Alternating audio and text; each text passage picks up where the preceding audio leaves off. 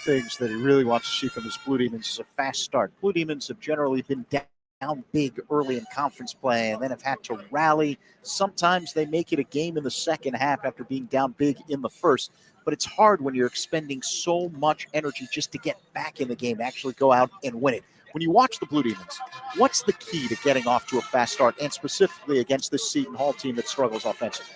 I think some of our guys aren't used to the level of competition that we played when we got into the Big East. Guys struggle a little bit adjusting to a higher level of athleticism. I think part of it also has to do with we've got to come out and just play stronger with more confidence. We've got guys that need to step up their games, get used to the level we're playing at, and then respond to that and come out and try to win this one. Demons have taken the floor for warm-ups, and an encouraging sign, both starting point guard Connor Enright and David Skogman, who started most of the season in the middle but missed the last few games with a foot injury. He's warming up. That's an encouraging sign. And Enright had to leave the Villanova game, only played limited minutes in that one because of a shoulder injury. He's got a harness on the shoulder as I watch him warm up, but it's encouraging to see him out there warming up.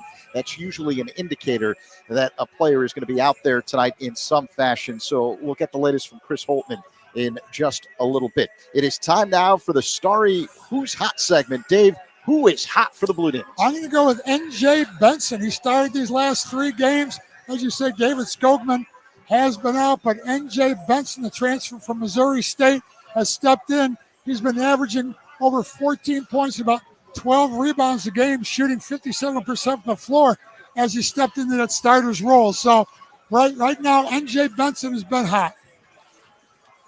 Benson brings an element that the Blue Demons haven't had in the starting lineup for most of this season. And you talk about the physical play that he brings. Part of it is also staying out of foul trouble, because if you don't have David Skogman for extended minutes, there really isn't a backup behind him that can do what Benson does. Well, that is the problem. Sometimes somebody can step up, next man up, steps into the lineup, and can fill that role potentially as a starter. But DePaul has the leading bench scoring team in the Big East. They get over 32 points a game from their bench. A lot of those points, though, are moved now into the starting lineup. Jacob Meyer was coming off the bench earlier. You talk about N.J. Benson was coming off the bench earlier. Those guys move into the starting lineup. That affects your depth when you go to your bench. Seton Hall, as you mentioned, Dave, has dropped 5 in a row. The Pirates have not played since losing at Xavier on New Year's Eve. Seton Hall was picked to finish second to last in the Big East preseason coaches poll, ahead of DePaul. Pirates won the NIT last year, going 25-12, including 13-7 in Big East play, but it's a very different team this year. Who should we be paying attention to on this Seton Hall team? Well, the carryover from year to year now is almost non-existent. What's happened in the past, they had a great season last year. Give them credit. Shaheen Holloway takes them to an NIT championship. This year, Dylan Adewusu is the only player that's coming back as a starter from last year's NIT champions. And you guys now that are filling in, Isaiah Coleman, he was an all-freshman, Big East all-freshman team last year, but only averaged about 5 points a game during the season. This year, he stepped it up. He's their leading scorer, averaging on the season 14 points a game. Over the last 5 games, though, Isaiah Coleman averaging almost 20, just a tick under 20 at 19.8. And in conference play, he's raised that to 22nd in the league in Big East play and scoring at 22 points a game. And this is a team, remember, that only scores in the low 60s. So he's getting about a third of the points that this Pirate team scores. And then Chauncey Jenkins, the grad student, the transfer from Old Dominion, he was a second-team All-Sun Belt Conference player last year at Old Dominion, averaging almost 16 points a game there. So he's capable of putting points on the board, too. So those 3 guys, Dylan Adewusu, Chauncey Jenkins, and then Isaiah Coleman has really stepped it up. This is game number 36 in the series. Seton Hall leads it 25-10, including 5 of the last 6 games. The last time the Demons beat Seton Hall was in the opening round of the 2023 Big East tournament. Remember, Nick Ongenda had that big block at the end to seal the victory. They had to go to the replay monitor to make sure it counted. It was a great game. It's also the last time the Blue Demons won any kind of game in Big East play. Demons have lost 36 consecutive regular season games in the conference. That's a span that goes back 720 some odd days. So it's been a long time. January 18th, 2023 against Xavier. It's the last time the Blue Demons won a regular season conference game. Maybe that changes tonight, and it'll be fun to see if that indeed happens. So we'll wait and see on that end. All right, 3-2-1. DePaul on the road getting to take on Seton Hall. Zach Zaidman joined by the head coach of the Blue Demons, Chris Holtman. All right, let's start with the big issue, the injury question. How are you doing from a health standpoint? I tell you, Zach, I think we're slowly getting better. Obviously, the Nova game, losing both those guys was significant. And I think both guys are going to kind of be day-to-day probably throughout the season.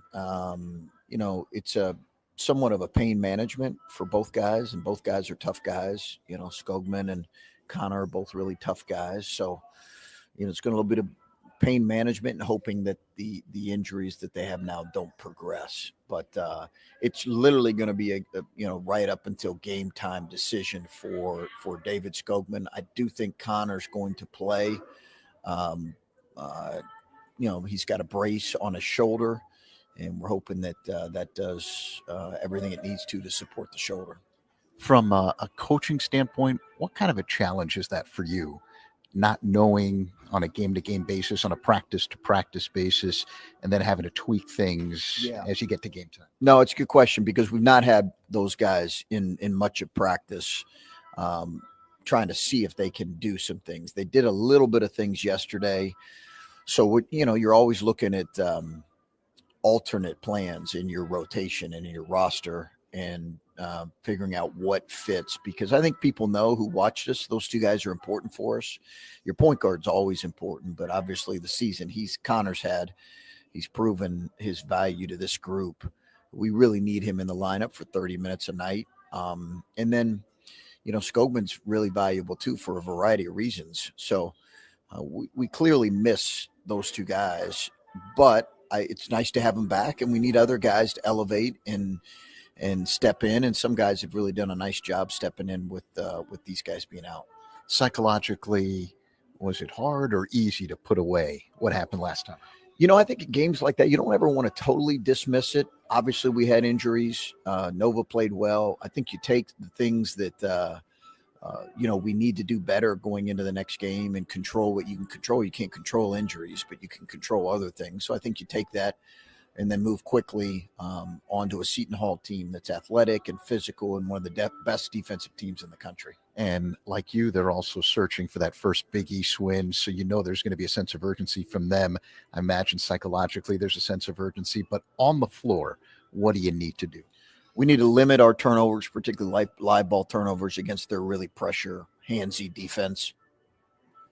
We need to be able to keep them off the glass and be really physical in our blockouts and our defensive rebounding, and get some opportunities at the other end ourselves.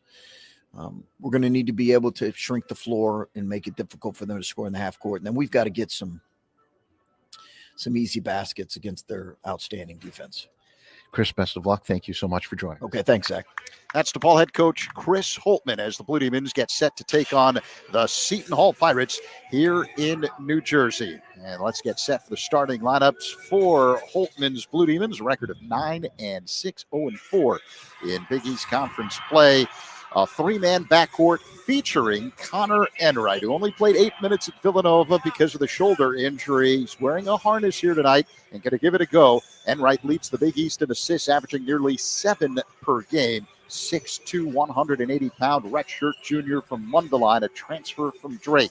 Joining Enright in the backcourt is C.J. Gunn, a transfer from Indiana, averaging a little more than 9 points per game. And Jacob Meyer rounds out the three-man backcourt. He's the Demons' leading scorer this season. Sophomore transfer from Coastal Carolina is averaging more than 14 points per game, shooting 41% from three-point territory. He had 13 points on the road at Villanova last time out. Up front for DePaul, Troy D'Amico is the big forward, 6'7" senior transfer from Southern Illinois. And the man in the middle is N.J. Benson, the 6'8" junior transfer from Missouri State, who has played well since David Skogman injured his foot. 3 games, all productive for Benson in the starting lineup, including 22 points, 17 rebounds against Loyola of Maryland. He had another double-double against UConn and scored in double figures last time out against Villanova. For Shaheen Holloway's Seton Hall Pirates, a record of 5-9, 0-3 in Big East play. The Pirates have dropped 5 in a row. The St. John's transfer, Dylan Adewusu, is the point man. 6'4" graduate student. He's in his second year at Seton Hall, averaging a little below 9 points per game and almost 3 assists per contest. He's joined in the backcourt by Isaiah Coleman. Dave talked about him, the leading scorer on this Seton Hall team, averages more than 14 per game, even better than that in Big East Conference play, 22 points per game for Coleman in league action. And the third man in that backcourt is Chauncey Jenkins, a 6'4" graduate transfer from Old Dominion who averages nearly 11.5 points per game. Up front for Seton Hall is David Tubeck, a 6'7" sophomore from South Sudan. And the man in the middle for this Pirate team is Godswill Erine, who went to Long Island Lutheran across the river here. That's where Bulls radio analyst Bill Wennington played his high school ball before enjoying a very successful career in the Big East at St. John's, playing alongside Chris Mullen for the legendary Lou Carnesecca, and so on and so forth. Blue Demons come out wearing alternate black uniforms with white numerals and lettering, horizontal blue and red stripes on the sides of the jerseys and the shorts. Seton Hall wearing home white uniforms with royal blue numerals and lettering and blue piping along the sides of the shorts. So, Dave, game number 36 in the series. Seton Hall has dominated lately, 25-10. The Pirates lead in the series, and Seton Hall has also won 5 of its last 6 games against DePaul. But as we mentioned, very different Pirate team heading into this one tonight.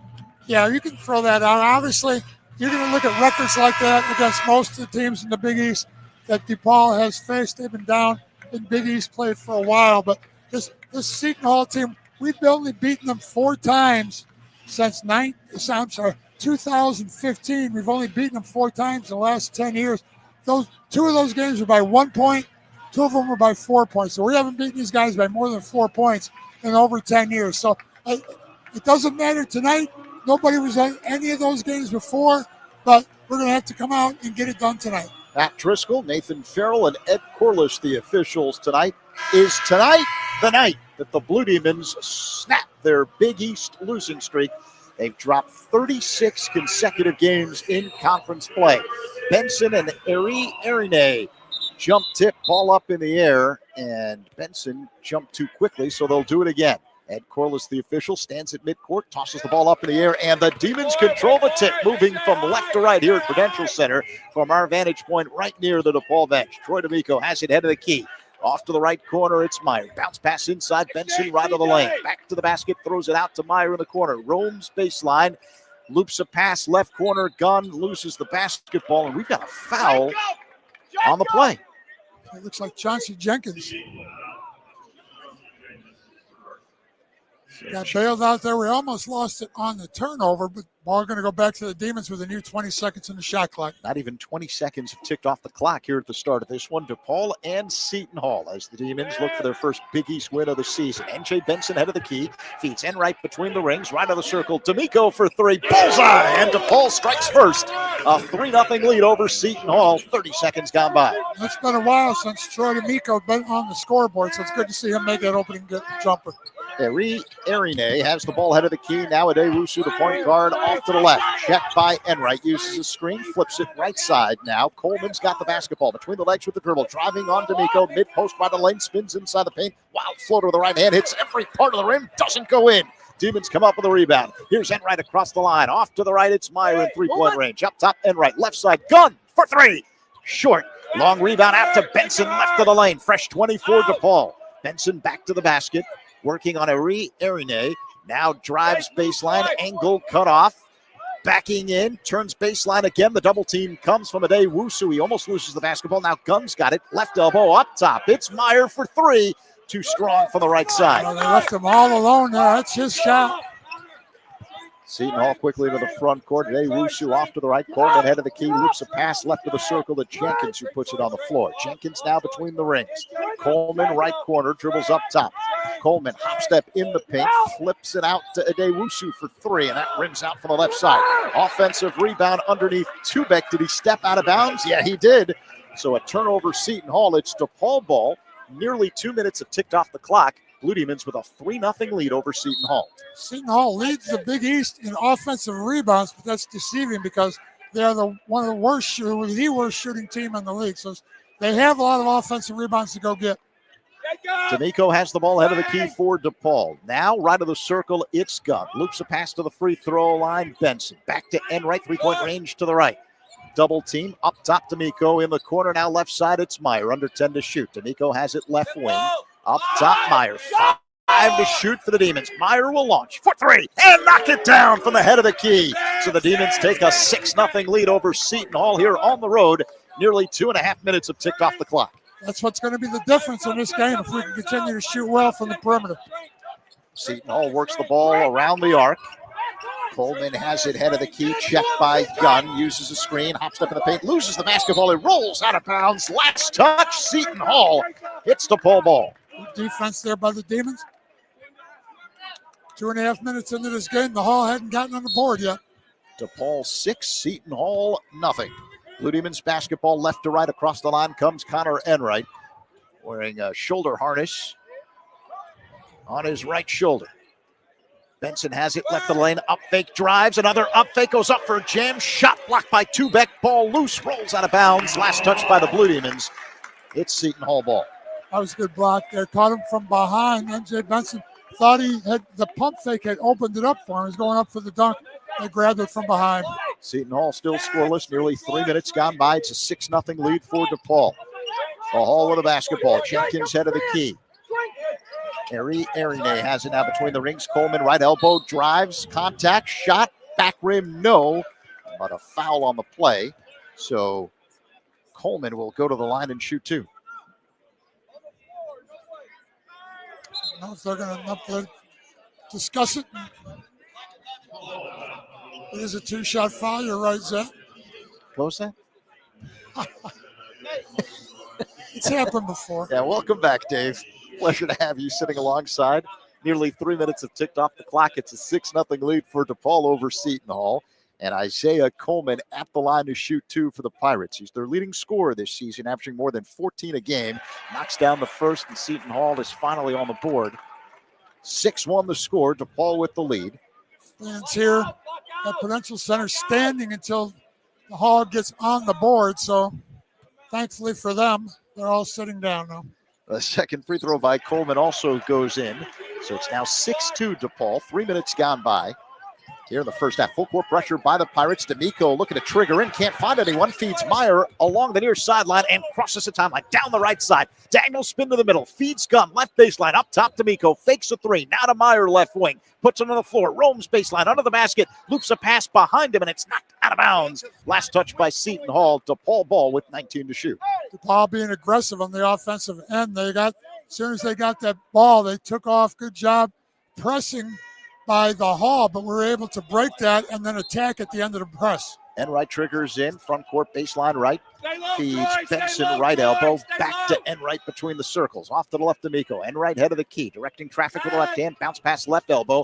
It's Benson, off to the right, Gunn in three-point territory, drives baseline, spins inside the paint, flow to the right hand, it won't go, but you heard the whistle, a foul on the play, and CJ Gunn will go to the line and shoot two for the Demons. CJ Gunn always aggressive when he has the ball. He's looking to score. That wasn't a very good shot. He got bailed out on the foul, but works for the Demons. He's going to go to the line. 16:36 remaining in the first half. DePaul 6, Seton Hall 2. CJ Gunn on the season is a 75% free throw shooter. The Indiana transfer puts up the first and puts it in. DePaul extends the lead, now up 7-2 over Seton Hall. CJ Gunn averaging on the season just a tick under 10 points a game. Typically coming off the bench, he's one of those players to put DePaul in the lead and bench scoring in the Big East. Gunn knocks down the second free throw, makes it 8-2 Demons. 16 and a half minutes remaining in the first half. Seton Hall with a basketball. Coleman has between the rings. Checked by Gunn, uses a screen. Off to the right behind the arc, it's Jenkins wearing a white headband. Holds the ball waist high. Bounce pass inside. Ari Erine backing in on Benson. Backs in. Diagonal pass up top of Dewusu. Drives half step in the paint. Underhand scoop layup. Shot blocked by Benson. Loose ball retrieved by Tubeck. Tosses a pass to Dewusu under the basket. Kicks it out. 3-point range to the right. Jenkins. Now he drives. Hangs in the air. Wild shot off glass. Banks it home. Connor Enright got hit in the jaw there. Got passed on that drive. He's been taking a beating. All season long, tough as nails, though, wearing that harness on the right shoulder. 8-4, the DePaul lead over Seton Hall. 4 minutes gone by first half. Gunn, right baseline jump. The long two goes down. So C.J. Gunn with 4 points tonight. DePaul 10, Seton Hall 4. Coming up on 15 and a half minutes remaining in the first. Dylan Adewusu standing on the big Pirate logo at center court. A bounce pass left of the circle. Coleman drives ball tapped away by Meyer. It's loose, picked up by Enright in the paint. Here come the Demons left to right. Enright straight down the lane. Kick out left corner. Gunn for 3. Rims out, and the rebound taken down by Jenkins for the Pirates. Here comes Seton Hall. Jenkins across the line. Hesitation dribble with the left hand. Pull up, jump to the free throw line. Back rim, no. Rebound fought for. D'Amico comes up with it. And DePaul on the move. Now D'Amico slows it down, flips it behind him to Enright, who looks to his right at the DePaul bench and gets a sign from DePaul's offensive coordinator, Brian Mullins, the former head coach at Southern Illinois. Demons work the ball around the perimeter. Off to the left, Gunn. Head of the key, Benson. Now left wing. It's Enright. Back to Gunn. Left side behind the arc. 10 to shoot. In the corner, Meyer for 3. That is no good. Hit the rim twice. Loose ball retrieved by D'Amico off to the right. Shovel toss underneath. Gunn layup. Missed the bunny. Ball loose under the basket and picked up by Jenkins for Seton Hall. Here come the Pirates. Jenkins across the line. Now in the right corner. It's Adewusu for 3, and he drills it. Adewusu, not a particularly good three-point shooter player, as is not the Seton Hall Pirates. Only shoots 30% on this season. Coming up on 14 minutes remaining in the first. DePaul 10, Seton Hall 7 on the road in New Jersey. Enright with the ball, 3-point range to the right for the Blue Demons. Hard dribble with the right hand, feeds Gunn, left circle, 3 is good. C.J. Gunn from downtown. And DePaul makes it a 13-7 game over Seton Hall. 14:01 to go here in the first half. Seton Hall calls time. We will take one as well, as the Blue Demons off to a fast start, up 13-7 over the Pirates with 14:01 remaining. And Dave, that brings us to the Illinois Pork Producers recipe for the win. What does DePaul need to do to win tonight's ball? Well, as always, we're going to need to hit threes. We've come out, made 3 out of our first 7 shots. I think the biggest thing will be keeping them off the offensive boards. They struggle offensively, which means they miss a lot of their initial shots, but they are an athletic team, a pretty tall team, and they will go to the boards to try to get second and third opportunities. So I think what we've done well all year is move the ball and find open shots. We're not a team that beats you one-on-one, but we're a team with good ball movement. We're one of the top teams in the country on percentage of baskets that we make off assists. So continue to move the ball well, fight for the defensive rebound, move the ball, and hit open threes at that end, and I think we'll get the job done tonight. That's the Illinois Pork Producers recipe for the win. Be sure to visit ilpork.com for more information and to find delicious pork recipes. Alongside Dave Corzine, Zach Saban with you courtside at Prudential Center in Newark, New Jersey. Our engineer here in Jersey is Dan Ginsberg, helping us blast through the speakers of your radio as well as all of your smart devices. So happy to have you with us. Both DePaul and Seton Hall, each team looking for its first Big East win of the season. Demons come in with a record of 9-6, 0-4 in Big East play. Demons have dropped back-to-back ball games to UConn and Villanova, while Seton Hall comes in with a record of 5-9, 0-3 in conference play. Overall, Seton Hall has dropped 5 in a row. This is the 3rd year for Seton Hall under 48-year-old head coach Shaheen Holloway. This after 4 successful years at St. Peter's. He's led the Pirates to 2 straight NIT appearances, including the NIT title last season. Reached the Elite 8 in the NCAA tournament in his final season at St. Peter's. That was one of those Cinderella runs for Holloway and St. Peter's. He's a native of Queens across the river, a McDonald's All-American, former Seton Hall point guard. In fact, to this very day, he's the all-time assist leader at the school. And when you have a point guard as your head coach, I think that puts a lot of pressure on you if you're the current point guard playing for that head coach. Yeah, well, in a way, but also you've got a coach that has been there. He knows your position. He's a mentor to you. He knows how to work with these perimeter players. And the game really now has become a perimeter game, a three-point shooting game, and a ball movement game. And that is right up Shaheen Holloway's alley. As you say, he's one of the best passers in Seton Hall history. He likes them to play tough defense, but also he can really mentor Dylan Adewusu and other guys that are playing at the point. Blue Demons trying to stop a bunch of losing streaks here tonight, including their first Big East regular season win since January 18th, 2023. That's 36 consecutive conference losses in regular season action. The last time the Blue Demons won a road game was at Loyola, Chicago, at the Gentile Center in Rogers Park, December 3rd, 2022. In overtime. Seton Hall basketball coming out of the timeout. Into the front court, Jasheen Felton, a freshman, has it right of the circle. Off the curl, Jenkins, head of the key, puts it on the floor, has the ball knocked away by Blocker. Seton Hall, though, comes up with it. Blocker knocks it again. It's loose on the floor. Demons with the basketball. Connor Enright has it. Enright slowly waits for his teammates to play catch-up, and one of those teammates is David Skogman, who's back out there after missing the last 3 games with a foot injury.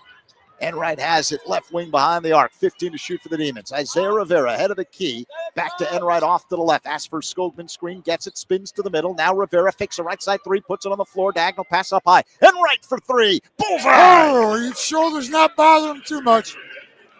So DePaul now up 16-7 over Seton Hall, coming up on 13 minutes remaining here in the first half. Enright with his first 3 points of the evening. Seton Hall basketball. Emmanuel Okurafor has it, right wing behind the arc. Pass to the corner, knocked out of bounds by Layden Blocker of the Blue Demons. It remains Seton Hall ball with 16 to shoot. Demons with 5 buckets so far in this game. 4 of them have been 3-pointers. They're 4 out of 8, shooting 50% to start the game, and that's going to get them, and that's going to put them in good position. Enright gets a breather. Reserve point man David Thomas, seldomly used, getting some time early in this one. Coleman drives left, ball knocked away by Skogman. Demons come up with a loose ball. Here comes Layden Blocker, the Arkansas transfer, across the line, down the left sideline, spins to the middle, standing on the big Seton Hall logo at center court. Man-to-man defense by the Pirates. Blocker uses a Skogman screen, now flips it to Skogman, head of the key, off a curl. Top of the circle, it's Thomas drives, pull up, jump with the right hand, knocks it down, left of the lane. David Thomas makes it 18-7 to Paul over Seton Hall, under 12.5 minutes to go in the first. Jenkins with the ball for the Pirates, head of the key. Coleman has it off to the right, being hounded by Rivera, almost lost the ball, flips it inside, for slams it in with the right hand. That's an athletic play, taking it strong there and finishing. 18-9 the score. DePaul with the lead. Coming up on 12 minutes remaining. Half number 1. On the road here at Prudential Center in New Jersey. Layden Blocker with the ball in the front court. Veers off to the left. Turns the corner. Drives to the hole. Kick out right corner. Skogman drives baseline. Back in the corner now. It's Blocker for 3. The high arcer is short. Long rebound. Blocker has it at the free throw line. Ball knocked away. Picked up by Okorofor. Lead feed Jenkins. And he banks home a layup with the right hand. They almost missed that one. It's too easy. Demons up 18-11 on the road at Seton Hall. 11.5 minutes to go in the first. David Thomas with the ball for the Blue Demons. Down the left sideline into the front court. Uses a Skogman screen. Spins right of the circle. Now left wing. It's Rivera. Puts it on the floor. Up top, Blocker. Verbally calling out a set play. Gets a screen from Skogman. Spins left. Now gives to Skogman. Driving right. Rumbling to the hole. And he hooks one in from the right of the lane. It makes the Demons shooting 50%, 7 out of 14. DePaul 20, Seton Hall 11. Coming up on 11 minutes remaining here in the first half. So David Skogman and Connor Enright both having an immediate impact coming off the injuries. Now driving, Felton, wild layup with the left hand, banks it home from the right side. 7-point game. Demons with the lead. 10:45 to go in the first at Seton Hall. David Thomas with the basketball down the left sideline into the front court. Spins to the middle, standing on the Pirate logo at center court. Veers off to the left in three-point territory. Now at the top of the key, hard dribble with the right hand. Gives to Skogman, left of the circle. Skogman bounces it now to Blocker off to the left. And we have a whistle, a violation away from the ball. It's on Seton Hall. Yeah, holding. They're calling that on Felton, the freshman. Jasheen Felton, a 6'7", 195-pound freshman from Charlotte, a distant relative of former NBA point guard Raymond Felton, the former North Carolina Tar Heel. So there's a timeout. 10:26 to go. First half. DePaul 20, Seton Hall 13. And Dave, excellent sign early for DePaul. The Blue Demons lights out from the field. 7 of 14. That's 50% shooting, including 4 of 9 from three-point territory. Well, 20 points already. We're not even at the halfway point of the first half. You multiply that. If we get another 20 points to finish off the half, that's a 40-point half and an 80-point game. And I'll guarantee you that the Seton Hall team is not going to be able to score 80 points tonight. They're not that gifted of a team. They don't shoot the ball that well. If they get 80 points on it, it's going to be a complete defensive breakdown by the Demons. So if the Demons can continue to shoot the ball the way they are so far, it's deceptive that Seton Hall has one of the better defensive scoring averages in the country. You talked about them being towards the bottom in scoring, but also tempo-wise, they're 350-something in tempo. So they don't necessarily play great defense. They keep the scores low by controlling the tempo and walking the ball up and down the floor. And if the Demons execute on the offensive end and get able to push it up a little bit, and they try to take the tempo of the game away from Seton Hall, we're going to be in good shape. Sorry, I was busy writing down your predictions here. You're catching some big checks here with the crystal ball in front of you. Your basketball prognosis here. 80, the magic number on the scoreboard tonight, according to Dave Corzine, for the Blue Demons. And it makes sense considering some of the offensive limitations that Dave talked about when it comes to Seton Hall. A reminder that Rush is proud to be the official health system and healthcare provider of DePaul Athletics, driven by discovery, innovation, and a deep responsibility for the health of our communities. Rush is a national leader in outstanding patient care, education, research, community partnerships, and empowering a new generation of healthcare providers. Visit rush.edu for more information and to find a location near you. 10:26 to go here in the first half. It's DePaul on top of Seton Hall, 20-13. You know, I talked earlier about some of the losing streaks the Blue Demons were trying to end. The last time the Blue Demons won a regular season game outside the state of Illinois was back on November 14, 2022 at Minnesota. Now, the Blue Demons did beat Seton Hall in the 2023 Big East tournament in the opening round. But as far as regular season play is concerned, outside of the state of Illinois, you got to go back to November 14, 2022, on the road at the Barn in Minnesota. That was a game I remember fondly. Blue Demons looked good. It was a nice start to non-conference action for the Blue Demons that year. All right, so it'll be DePaul ball out of the timeout here in New Jersey against Seton Hall. Front court baseline left, Connor Enright will trigger in. Enright loops a pass, left elbow, Skogman. Right elbow now, it's J.J. Traynor. Back to Skogman, three-point range to the left. Hand of the key, Enright. 10 to shoot for the Demons. Right corner, Traynor. Stops the dribble, feeds Enright in the corner, ball knocked out of bounds, and it was last touch by Seton Hall in the near corner. Prince, 6 seconds left here on the sideline inbounds. Prince Aligbe knocked it out of bounds, and yeah, you're right, Dave. 6 to shoot when the Demons put it in play. Right sideline, Enright holds the ball chest high, waits for a cutter. A bounce to Meyer, off to the right, drives, pull up, jump for the baseline, rattles it home. Going to be tough for Seton Hall if we continue to shoot the ball as well as we have so far. Demons better than 50% from the field, 8 of 15. They're up by 9. Pass inside to Day Wusu, flips home a righty layup. Under 10 minutes to go here in the first half. DePaul with the basketball on a 22-15 lead at Seton Hall. Connor Enright off to the left. Checked by Felton. Uses a Skogman screen. Rolls right. A bounce pass left of the circle. Skogman fakes a three. Kick out Meyer. Corner three. Missed it from the right side. It was short.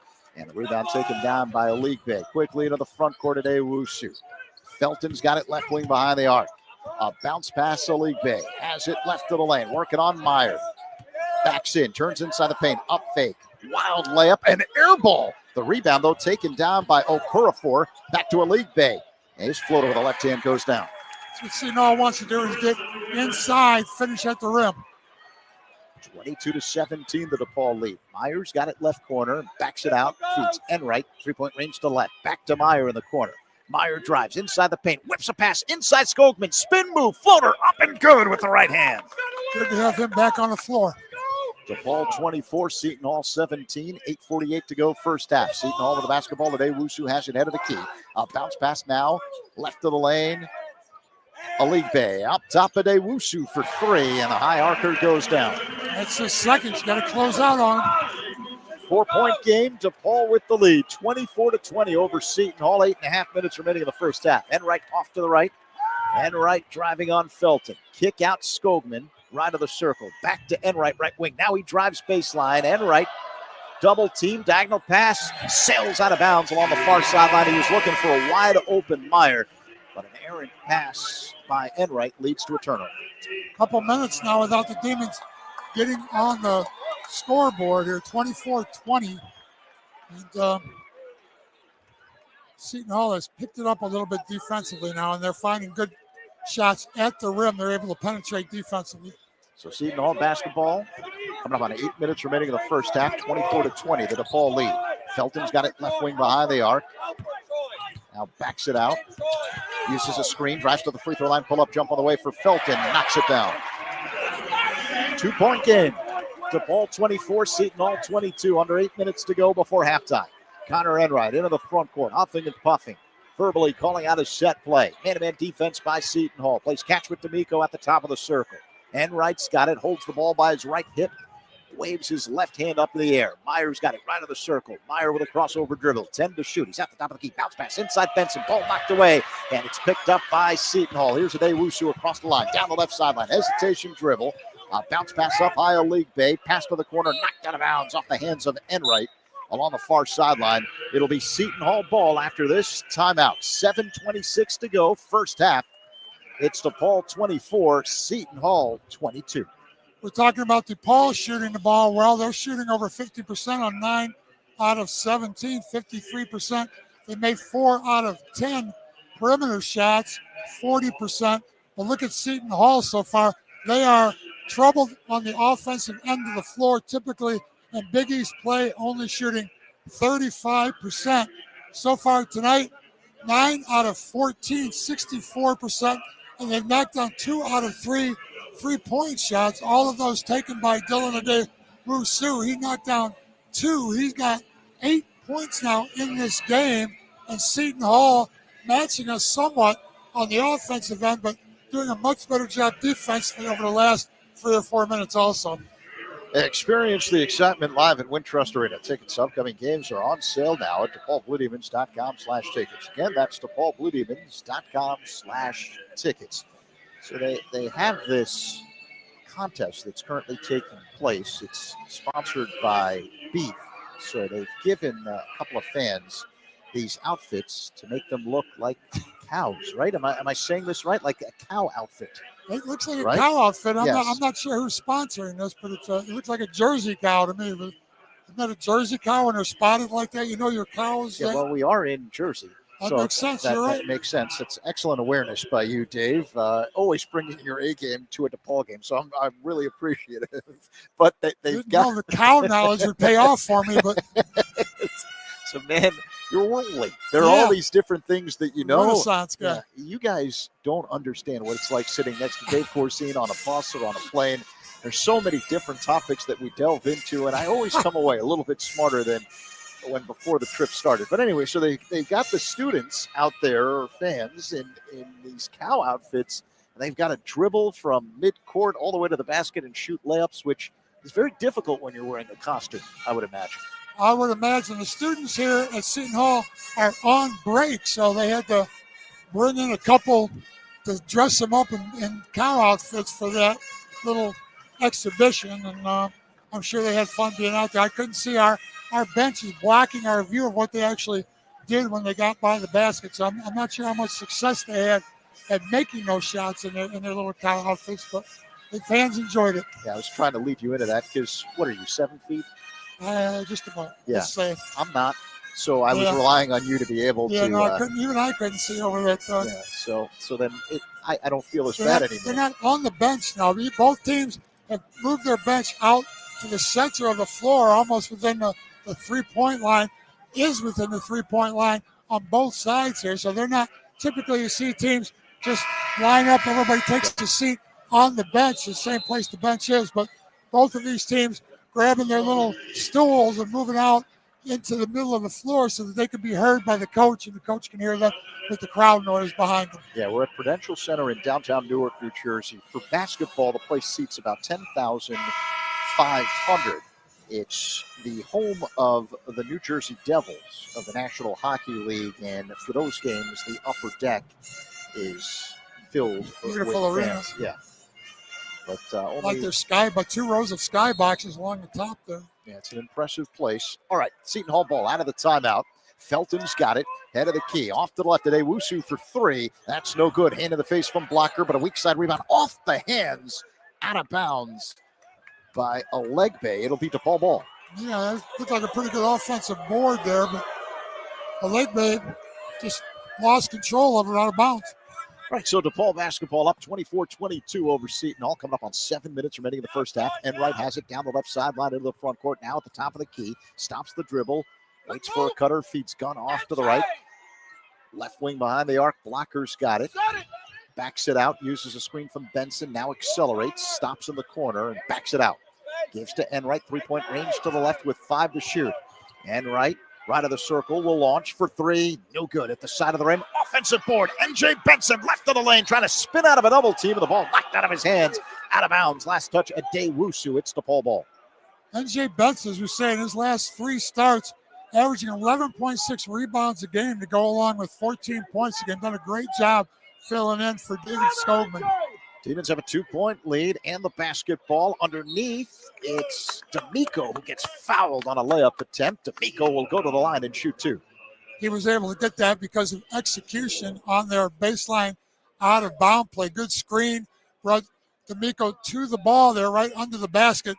Did a nice job putting a pump fake, drawing that foul. He'll go to the line. He's only missed 1 free throw this year. I can't remember, 26 out of 27 or 27 out of 28. He's almost automatic up there. Let's see if he can do it again. D'Amico trying to end a 2-minute scoring drought for the Blue Demons. Here comes the first free throw, knocks it in. As you mentioned, DePaul ends that scoring drought of 2+ minutes. And the Demons extend the lead, now up by 3, 25-22 over Seton Hall.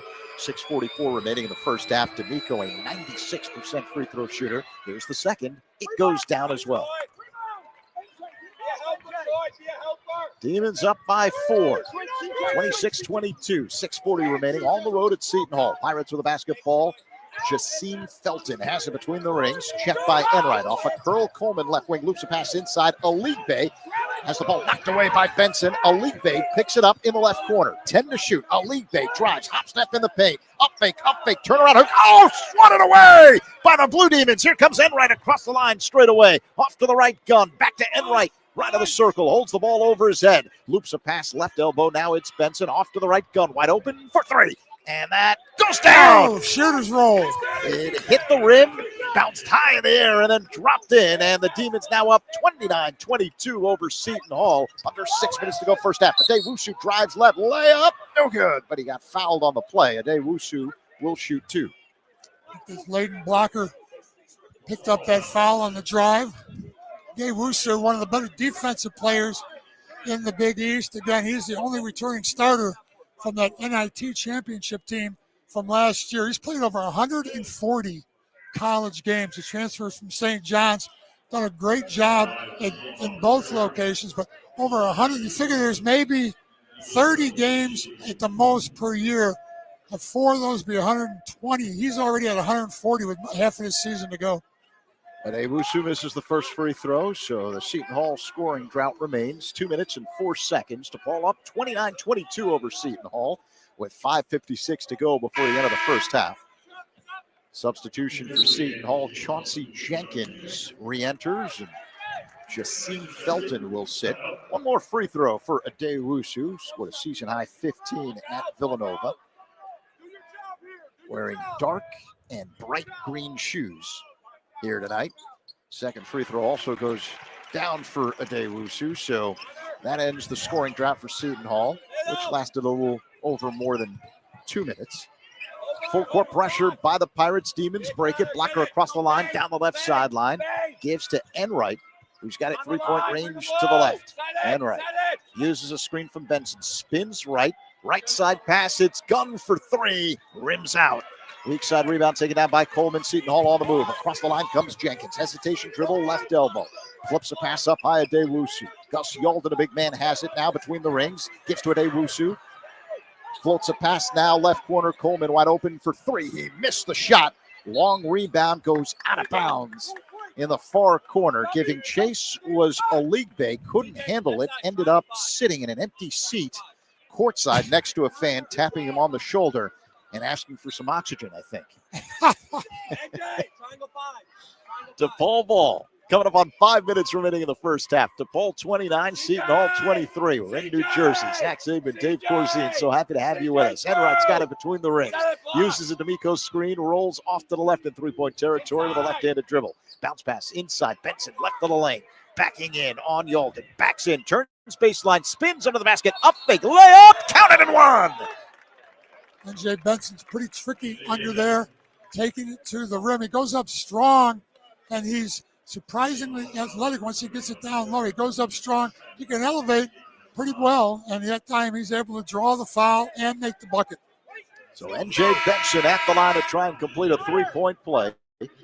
4:54 to go, first half. DePaul 31, Seton Hall 23 is tonight the night for the Blue Demons, where they end that long 36-game regular season Big East losing streak. NJ Benson, transfer from Missouri State, puts up the free throw. And there is a whistle before he lets fly. It's going to count. Seton Hall stepped in the lane early, but the shot went in, so that's going to count. All right, so Skogman replaces Benson. So the lane violation, nothing can deter NJ Benson at the line. Count the free throw. DePaul up 31-23 over Seton Hall. 4:50 to go in the first. And Skogman now in the game for Benson. Seton Hall basketball. Elite Bay has it, head of the key. Feeds Scotty Middleton along the left sideline. Back up high, Adewusu. Yalden will launch a right side three. That's no good. Fight for the rebound. D'Amico yanks it down with both hands. Into the front court. It's Enright. Tosses a pass to Skogman. Top of the key three. Rims out. And the ball goes out of bounds. It was last touched by the Blue Demons. Seton Hall ball. Skogman did a nice job trailing that transition. Wide open on the transition at the top of the key. That's his shot. Just didn't get it to go down. DePaul up 31-23 over Seton Hall. 4:20 to go in the first. Pirates with a basketball. Adewusu across the line right to left. Adewusu being hounded by Blocker, and it's Blocker who's called for a foul. Leighton Blocker always playing aggressive defense. It's a tough matchup for any offensive point guard. You better take care of that ball because Leighton Blocker will be putting some pressure on you. Substitution for Seton Hall as a league bay sits and into the game for the first time is a transfer from Evansville, native of France, 6'10" Yacine Toomey. It's a non-shooting foul, so Seton Hall will trigger in front court.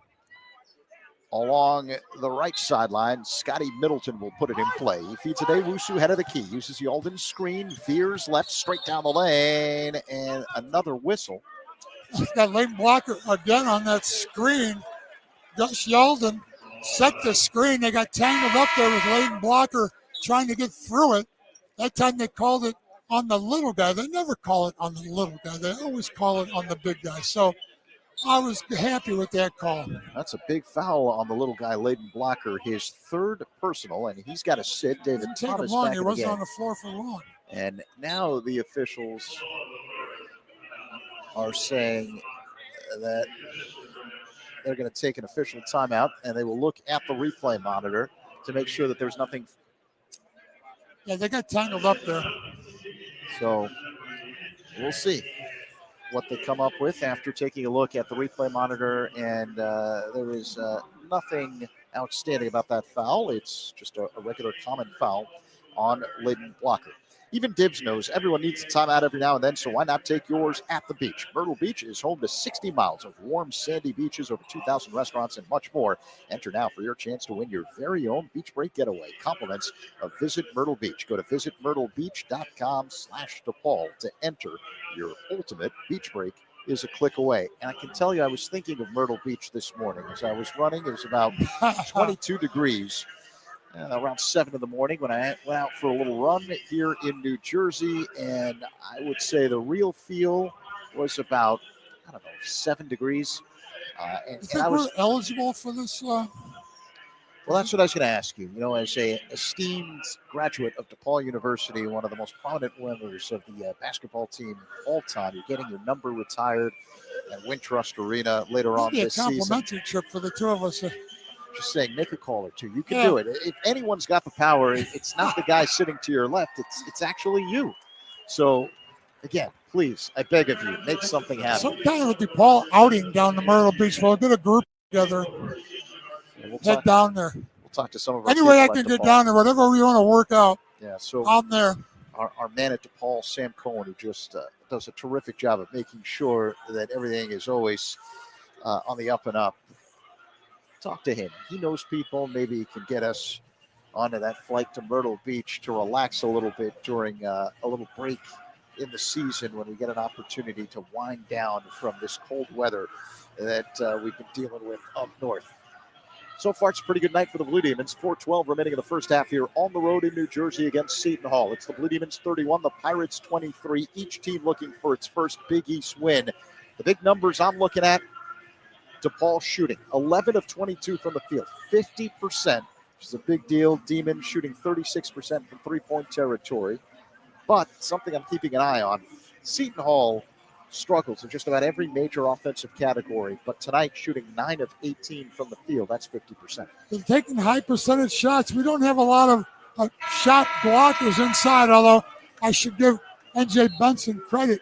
He comes up with a good defensive play there inside very frequently, but they're looking to beat us inside. Most of their players are a little bit bigger than our guys, so they're looking to walk them down a little bit, get inside, and take high percentage shots. It led to them shooting 50% from the floor. They had 5 turnovers early in this game. We only had 1. Now that's evened up a little bit. They still are holding in 5 turnovers. DePaul up to 4 turnovers here with 4:12 to go in the first half. Seton Hall basketball out of the timeout. Toomey will trigger in. Front court along the left sideline in front of us. DePaul 31, Seton Hall 23. 4:12 remaining in the first half. Off to the left, Middleton. Inside pass, Toomey, left of the lane. Backing in now on D'Amico. Spins inside the paint. Fall away jump shot on the way. Rims out. Fight for the rebound. A one-handed rebound goes to Skogman of the Blue Demons. Into the hands now of Connor Enright. And he'll bring it up across the line left to right. Enright down the right sideline. Crosses over with the dribble. Now at the top of the key. Spins. Right side pass gone up top. Enright fakes a 3. Puts it on the floor. Drives left. Stops. Double team. Left of the lane. Ball knocked away. It's loose. Fight for the ball. They call a held ball. And the possession arrow is pointing in the direction of a team. I just can't find the arrow on the big board. Where do you see the possession arrow? I'm looking for it myself. It's pointing Seton Hall's way, and I can only tell you that because Seton Hall's about to get the ball. We're going to have to just memorize. We get the next one, I guess. But I don't know where it is on the scoreboard. We've got to talk to the people here at Seton Hall. You need to be able to see the possession arrow, and it's not on the board. So that pre-game scouting report. They want our degree of difficulty to be just a little bit harder. Seton Hall ball. Middleton has it inside the paint. He's bumped and fouled. Isaiah Rivera is going to pick up that foul on the drive. They do have team fouls up on the scoreboard. Both teams now with 5 team fouls. That wasn't a shooting foul. So the Hall will get it with 20 seconds to go on the baseline under their basket. The Pirates on a scoring drought of 2.5 minutes. Adewusu will put it in play. Front court baseline right, holds the ball waist high, waits for a cutter. Looking. Has to put it in play. Feeds Jenkins. Right elbow. Pull up. Jump on the way. That rims out. Rebound taken down by Yalden, and he's fouled on a putback attempt. Again, they're used to missing shots. They're taking a lot of mid-range jumpers, which typically, as a coach, you try to stay away from nowadays, especially the way the game's played now. If you're going to take a jump shot, typically they want them behind that three-point line, spreading out the floor. But Seton Hall taking a lot of mid-range jumpers, but they're used to missing, and they get on that offensive board. Gus Yalden misses the first free throw. He's got one more coming up. He's a 6'9" sophomore transfer from Wisconsin, native of Appleton. His mom used to coach basketball at Nebraska Kearney. His dad was a Secret Service agent under George W. Bush and then Barack Obama. He hits the second free throw, 31-24, the DePaul lead over Seton Hall. Full court pressure by the Pirates. Thomas tracked along the near corner. And now Rivera's got it along the far sideline. He's got to get it across. He finally does, left to right. Just beat the clock. Enright's got it off to the right. Now spins left of the circle. Coming up on 3 minutes remaining. Skogman, a right side three. That's short, and the rebound bounces out of bounds along the baseline. It'll be Seton Hall ball. That was never going to be close. That was flat and off to the right there. He's a little bit rusty. Right, so 3:01 to go as Skogman gets a breather. N.J. Benson back in there. DePaul on top of Seton Hall, 31-24 here in the first half. Neither team doing much scoring recently. Toomey has it head of the key, bounces right for Seton Hall. Jenkins top of the circle. Now Adewusu uses a screen off to the left, fakes a three, puts it on the floor. Pass to the middle, taken away by Thomas. Demons basketball. Thomas races into the front court, drives right, hangs in the air, layup, no, but he got fouled on the play. And David Thomas will go to the line and shoot two. They earned that one. A good job there getting in that passing lane here on the defensive end. Cut that off, and that's kind of turnover you'd like to get where you got a clear path to the basket going the other direction there. Seton Hall able to get back in time to foul, but no way they were going to get back in time to get position for any kind of an offensive charge or to defend that shot. Good job by David Thomas. Thomas hits the first free throw, ends the DePaul scoring drought of 2 minutes and 12 seconds. Demons extend the lead. Now up 32-24 over Seton Hall, 2:42 remaining before halftime. The second free throw is also good for Thomas, a transfer from Mercer. And now Thomas will sit. Jacob Meyer re-enters for DePaul. Blue Demons looking good, shooting nearly 50% from the field. 6 of 6 at the free throw line here tonight. Coming up on 2.5 minutes remaining in the first. DePaul with the lead and a foul in the front court right near the left elbow. Connor Enright whistled for the infraction. That's the 17th foul on the Blue Demons. And that means a trip to the line for Chauncey Jenkins. Once again, you are correct. Sorry. You're rolling. Yeah, I'm not hearing you properly. What was that again? Yes, that's right, Dave. DePaul 33, Seton Hall 24. 2:35 remaining here in the first. And Jenkins, the transfer at the line to shoot the first of a 1-and-1. Played last season at Old Dominion, where he averaged nearly 16 points per game. He started his career at Wichita State, and this year for Seton Hall averages 11.5 points per game. First free throw rolls around the rim, doesn't go in, and the Demons come up with the ball. David Thomas has it along the near sideline, a diagonal spin to the middle, and he crosses the timeline. Under 2.5 minutes to go in the first. DePaul 33, Seton Hall 24. A bounce pass inside, knocked away, picked up by Benson in the corner. 15 to shoot. Benson backing in on Yalden. Backing in. Pass up high to Thomas off to the left. Now at the free throw line, it's Benson. Under 10 to shoot. Benson shakes the shoulders, jab step, and kicks it out to Thomas, head of the key. Now D'Amico for three, and he drills it from the left side with the shot clock running down. Troy D'Amico playing his best game since Big East play started. I don't think he even had control of that ball. He just let it go before the shot clock went off and it went in. Pass to the middle, ball almost nearly taken away, and now it is taken away. D'Amico's got it into the front court. Behind him, Rivera, a right side three. What do you think? Demons extend the lead. They're up 39-24. A minute 41 remaining here in the first half on the road at Seton Hall.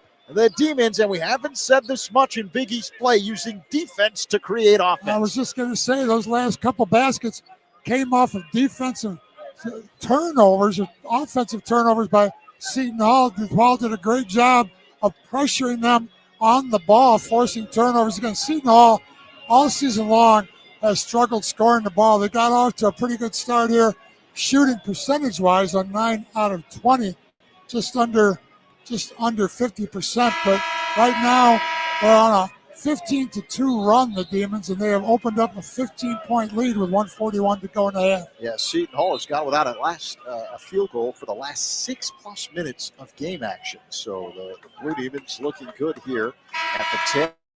A minute 41 remaining before halftime. DePaul 39, Seton Hall 24, and a little bit of breathing room. It's been so rare for the Blue Demons since conference play started to have any kind of big lead. 17 out of their 25 shots so far have been three-pointers. They've knocked down 7 of them, as opposed to the Hall 2 out of 6. So Demons doing a much better job, as you would have expected, from the perimeter. All right, so Seton Hall ball into the front court. Middleton has it off to the left. Diagonal pass up high. Alden dribbles to his right, stops, waits for a cutter. Alibe has it head of the key. Now Dewusu between the rings. At the right elbow in the corner, Middleton for 3. Missed it from the right side. A weak side rebound for D'Amico. Outlet Thomas into the front court, and Chris Holtman telling his team, slow it down. A minute 15 to go before the end of the first half. DePaul with the ball and a 39-24 lead here on the road at Seton Hall. D'Amico top of the circle. Off to the right, it's Meyer. Holds the ball over his head. Now Rivera off a curl ahead of the key 3, and air ball that bounces out of bounds under the basket. Isaiah had made up his mind, it seemed, as he came off that screen. Play was set for him to get that look coming off that double down screen, and he had made up his mind to shoot, but didn't have his feet set. Under a minute remaining in the first half, DePaul 39, Seton Hall 24. Pirates with the ball, Felton head of the key, being hounded by Rivera, uses the Yalden screen, spins to the free throw line, accelerates right side, gives to Yalden in the paint, hops that floater with the right hand. Offensive foul called on Yalden. That was an easy one. Good job by the Demons there to get in that lane as Yalden came down the lane. Not athletic enough, really, to control his body. He had momentum going towards the rim. He just stood up and took the charge.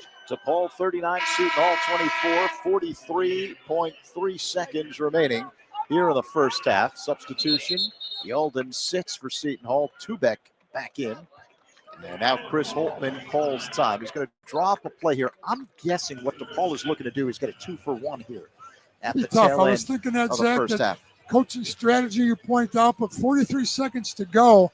If they're going to get 2 shots out, they'd have to get one very quickly here, because Seton Hall will try to run that 30 seconds down again. But you never know. We'll see what happens. I think they've got a full 30 seconds to go. So if they go for 1 shot, they will only leave Seton Hall less than 15, around 10 seconds to go if the Demons run it all the way back down. So we'll see what strategy they use. Demons on an 8-0 run over the last 2 minutes of game action. They're up 39-24 over Seton Hall. 43.3 seconds remaining in the first half. Seton Hall has gone scoreless for the last 2 minutes and 41 seconds. We'll see what Chris Holtman is able to come up with here. One of the areas where the Demons have dramatically improved from the last few years is the out-of-timeout plays that they run. The 5 on the floor for the Blue Demons, a backcourt featuring Meyer, Thomas, and Rivera. Up front, it's D'Amico and Benson. Demons have to go the full end of the floor. D'Amico will trigger in. Seton Hall will apply full court pressure. They got 4 guys in the backcourt. Now Seton Hall drops back. David Thomas will bring it into the front court down the left sideline. Uses a screen, spins to the top of the key. Now right of the circle with a left-handed dribble. Directing traffic. He gives it to Meyer, head of the key. Back to Meyer, off to the right. Drives to the hole, wide open, layup. He puts it home. 20 seconds to go. Shot clock off. Demons up 41-24 over Seton Hall. Well, the Pirates hold for the final shot of the first half. Adewusu has it off to the right. Uses a screen, puts it on the floor, drives right, has the ball knocked away, or did he pass it inside to Alibe? Either way, Alibe put it in. Now the Demons will shoot a 3 from the head of the key, and Meyer misses, and that ends the first half. So in a way, the Demons managed to get a 2-for-1. So it kind of worked out the way Chris Holtman wanted, except they didn't get that shot to fall in at the end of the first half. But what a first half for the Blue Demons. They go into the locker room on the road here at Seton Hall, up 41-26 after the first 20 minutes of play. I don't think we'll have to do a lot of research to realize that this is probably the biggest lead we've had in a conference game in quite a while. And at the half, to be up 15, again, 41 points. I talked about at the halfway point of the first half, we were at 20. If we continued that pace, we'd be at 40 at halftime, and you do another half of that, that's an 80-point game, and Seton Hall is in no way able to score 80 points unless you just get out of their way and let them do a layup drill. But they've got 26 points here at the half. Didn't shoot the ball badly, 10 out of 22, 45%, but they just don't have the capability. They're 2 for 7 from behind the arc. Demons took 7 out of 19. They're not hitting a huge percentage, but they're taking a lot. 19 out of their 28 shots have been from behind the arc, and they're shooting 50% overall, 14 out of 28. So Demons rebounding, it's pretty even. The Seton Hall up 14-13. So Demons doing a nice job moving the ball, taking care of the ball. They've got 10 assists at half, open up a lead here that we haven't seen in a long time. Dave, it's been 721 days since the Blue Demons last won a Big East regular season game. January 18th, 2023, at home, then knocking off number 8 Xavier. Tonight, the Blue Demons are 20 minutes away from ending that streak. At the half here in New Jersey, it's DePaul 41, Seton Hall 26. A lot to like about the way the Blue Demons looked in the first 20 minutes here tonight. Let's check the rest of the college basketball scoreboard. We'll start in the Big East. They're at the half at Villanova. And how about this? The Wildcats on top of 9th-ranked UConn, 32-25 after the first 20 minutes of play in Philadelphia. Later on tonight, Butler is at Providence. And as we check the top 25 board in college basketball, a whole bunch of action. First half, number 5 Alabama leading South Carolina 25-16.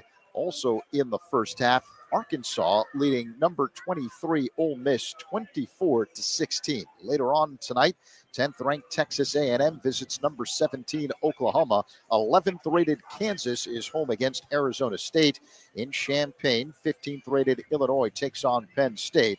And number 18 Gonzaga is scheduled to host San Diego tonight in Spokane. And our thoughts and prayers go out to all of those living in Southern California, in the Los Angeles area, with the fires wreaking havoc in LA and the surrounding areas. So we know a lot of you have families that live out there, and it's just a terrible situation. You're watching the news most of the day, and not something you want to see. So our thoughts and prayers go out, and hopefully the damage can be limited, but it looks awful from what we were watching on the television earlier today.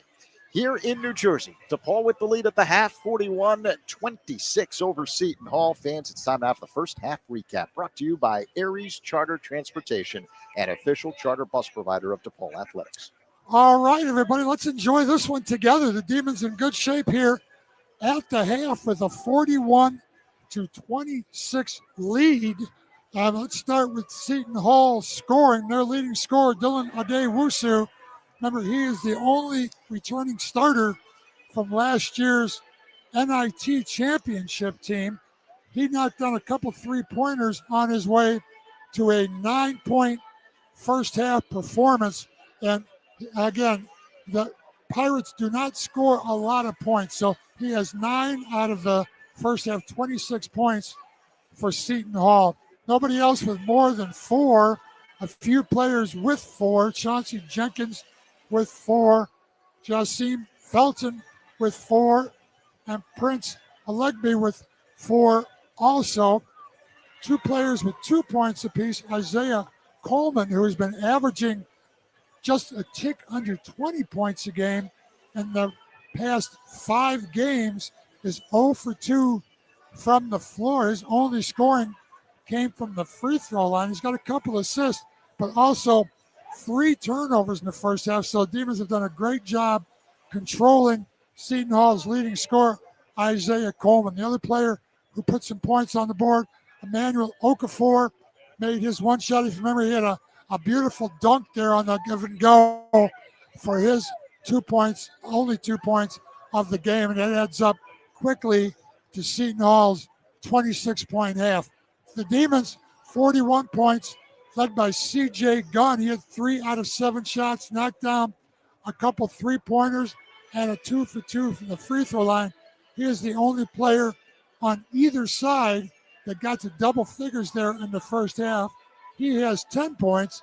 Troy D'Amico, who has been silent for a while, especially as these Big East games have started. He's only averaging 2.5 points. He had shot 2 out of 11 in Big East play in the first 4 games, 1 out of 8 from behind the three-point line in those first 2 games.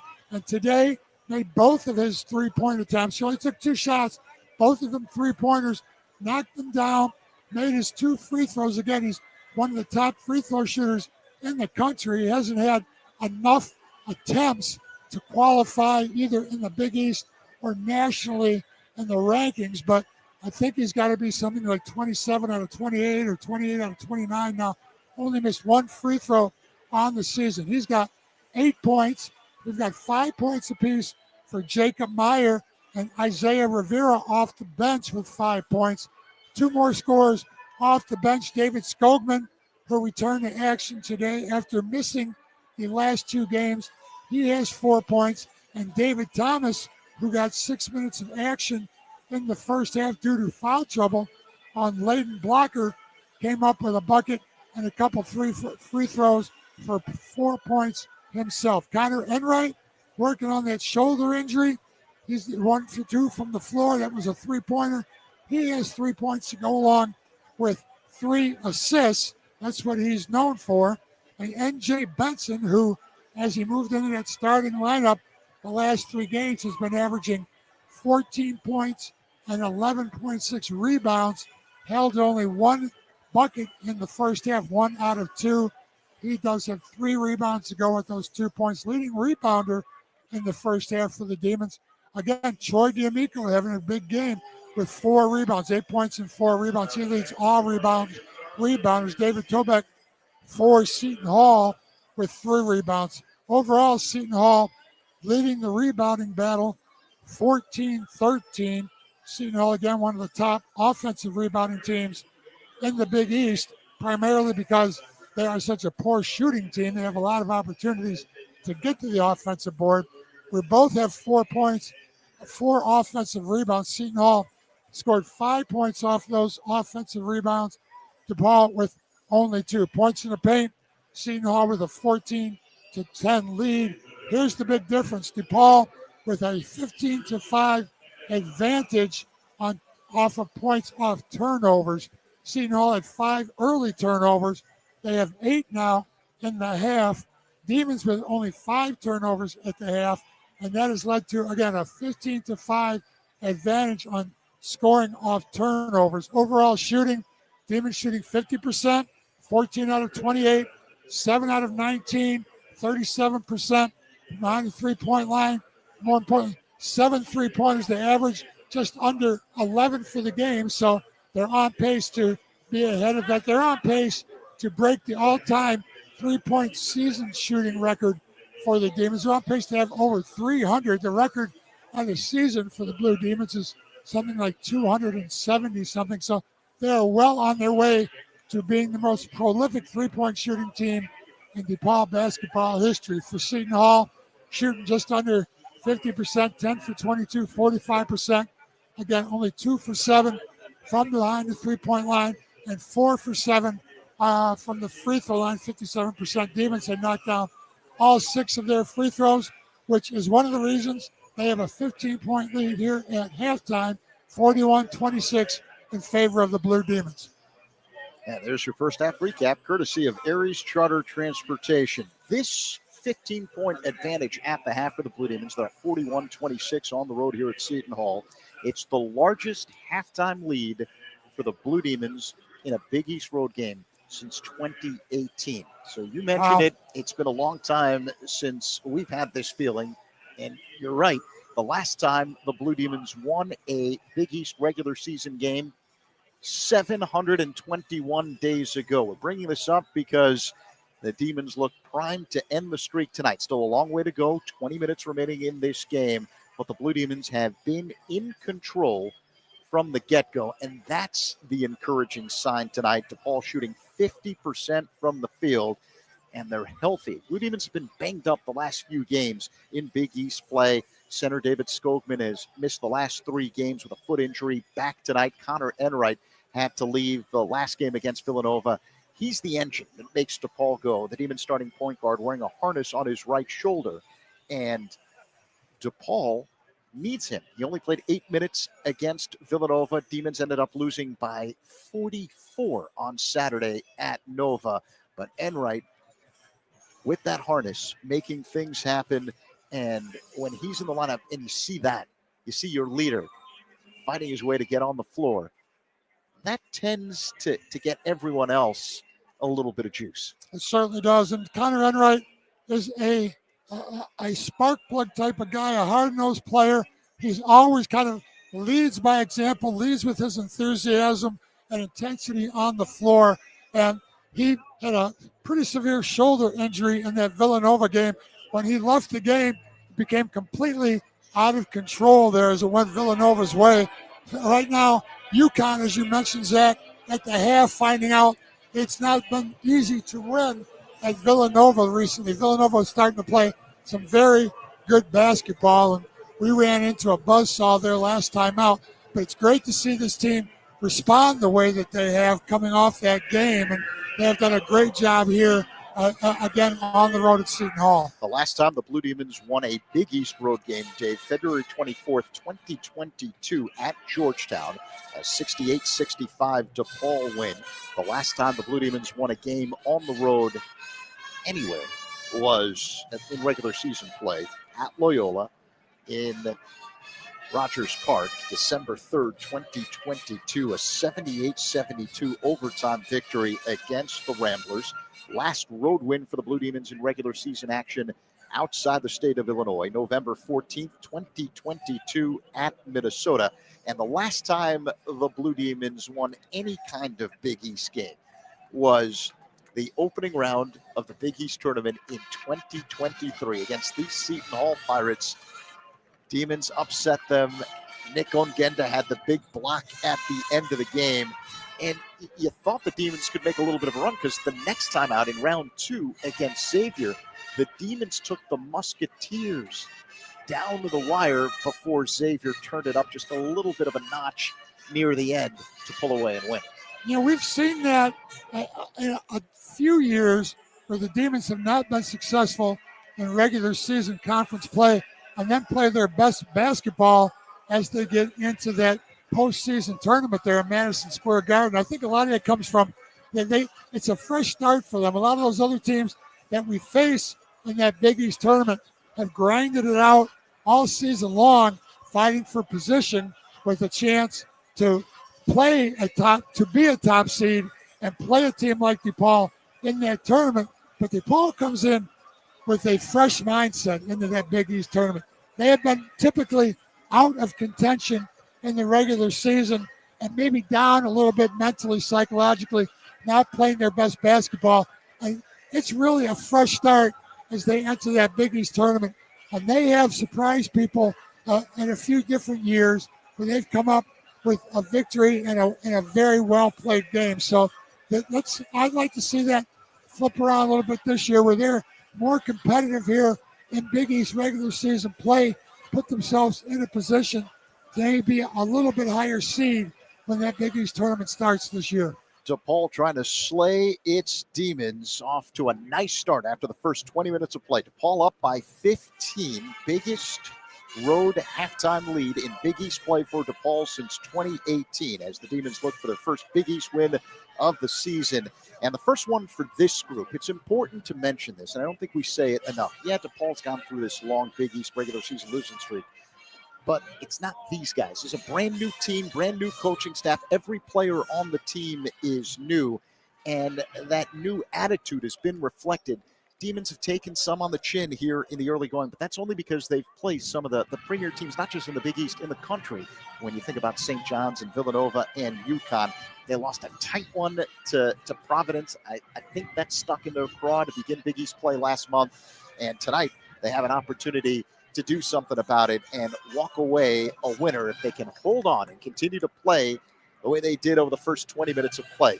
We are getting set for half number 2. DePaul will begin the second half with a 15-point lead, 41-26 over Seton Hall. Zach Zaidman and Dave Corzine with you. So happy to have you with us here on the road in Newark, New Jersey, the Prudential Center.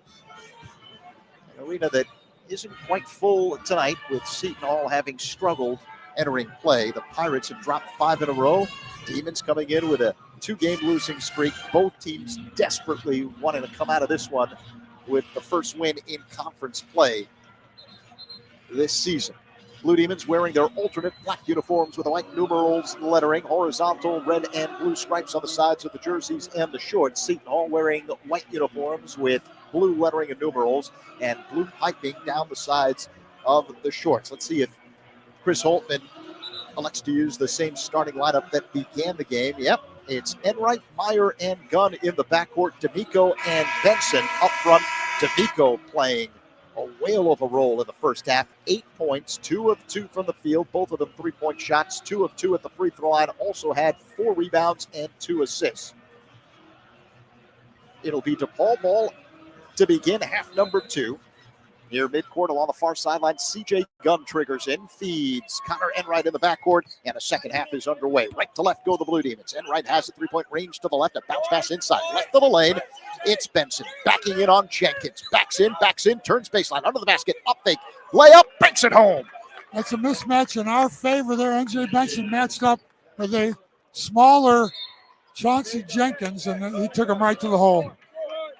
43-26 the score. And a technical foul has been called on Seton Hall head coach Shaheen Holloway. I don't blame him for being a little frustrated here. His team down 17 points. He's used to having more success against the Demons than he has today. Demons will take as many free points as they can get. They're 6 of 6 at the line. Here's D'Amico, a 96% free throw shooter. Puts up the free throw and puts it home. One more technical free throw for Troy D'Amico. DePaul up 44-26 over Seton Hall. Not even 30 seconds gone by since halftime. The second free throw by D'Amico, count it. So he hits both. He joins CJ Gunn in double figures. Troy D'Amico, again, has not been a factor in his Big East games recently. So great to see him step up and knock down some important points. The Demons are up by 19 points. Not even 30 seconds gone by here in the second half. Seton Hall basketball today. Wusu head of the key, driving on Enright. Scoops a pass underneath, right of the lane, banking home a layup is a lead man. Hey, Wusu, the only returner from last season's NIT championship team, trying to get something going.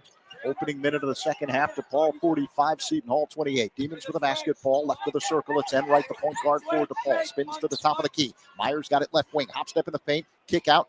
Right of the lane, jumper by CJ Gunn, doesn't go. Gunn gets his own rebound. Pass to the middle, ball taken away by Adewusu. Quickly into the front court, Jenkins straight down the lane, bounce pass inside. Elite Bay banks home a leg. That's one way Seton Hall can get back in this game and transition. That's not their game, but they're going to need to find some easier baskets than what they've had in the first half. DePaul 45, Seton Hall 30. A minute gone by, second half. Connor Enright with the basketball being hounded by Adewusu on the big Pirate logo at center court. Veers off to the right in three-point territory. Up high, Gunn plays catch with Enright, who's got it head of the key. D'Amico off to the left. 10 to shoot for the Blue Demons. D'Amico directing traffic with the right hand, now puts it on the floor, backs it out. 5 to shoot. Do the Demons know it? Enright's got it, head of the key. Deep three on the way. It goes down! Oh. Everything falling down for Connor Enright and the Blue Demons. They extend the lead 48-30 over Seton Hall. A minute and a half gone by here in the second half. That's a dagger there. Seton Hall played good defense, and he just dropped a long one. Seton Hall works the ball around the perimeter. Off to the left, it's Middleton. Holds the ball waist high, puts it on the floor. Crossover dribble, flips to Adewusu. A top of the key three. That goes down. Adewusu, again, not known as a three-point shooter, but he's knocked down 3 out of 5 today. DePaul 48, Seton Hall 33. 2 minutes gone by. Second half. Blue Demons with a basketball. Right to left across the line goes Connor Enright. Fears off to the right. Head of the key, D'Amico. Left wing behind the arc, Meyer. Demons Passing it along the perimeter. Now head of the circle. It's Benson off to the right. Enright 10 to shoot for DePaul. Enright drives. Left corner pass. Meyer for three. Rims out. Rebound. Scotty Middleton for Seton Hall. Behind him, Adewusu crosses the timeline left to right. Crossover dribble. Head of the key. Feeds Coleman off to the left. Coleman drives in the paint. Hangs in the air. Floats up a runner with the right hand. It's no good. But he got fouled on the play. Isaiah Coleman will shoot two. Isaiah Coleman had decided before he caught that ball that he was going to take that to the rim and just drove into the crowd, picks up the foul there, and will go to the free throw line. Remember, he's averaging almost 20 points a game, 22 points a game in Big East play. And the Demons have done a great job here so far tonight. He's only 0 for 2. He's at 2 points off the free throw line. He just steps back up now. Isaiah Coleman, an 82% free throw shooter, puts home the first. DePaul 48. Seton Hall 34. Think about that. The guy's averaging almost 20 points a game, 22 points a game in conference play. Has not had a basket so far tonight. Give DePaul credit defensively. Second free throw for Coleman. It goes down at the front of the rim and dropped in. 48-35. The Blue Demons on top. Not even 3 minutes gone by here on the road at Seton Hall in the second half. Enright trapped along the near corner. Throws a pass to the middle. Stolen by a league bay for Seton Hall. Adewusu has it. Roaming left baseline. Angle cut off, so he backs it out into three-point territory. Seton Hall still with 20 to shoot. A league bay, top of the circle, directing traffic to the left hand. Yo-Yo's with the right. Feeds Jenkins off to the right. Top of the key, Middleton. Off to the left now. It's Adewusu. Shakes the shoulders. Drives left. Under 10 to shoot. Flips a right side pass to Jenkins. Hop step in the paint. Kick out. Coleman, and he's fouled off to the left. That's a tough foul there. They run the shot clock down to 3 seconds, and he didn't have a high percentage look at it. Bailed him out there with that foul. Yeah, it was a non-shooting foul, so Coleman will trigger in.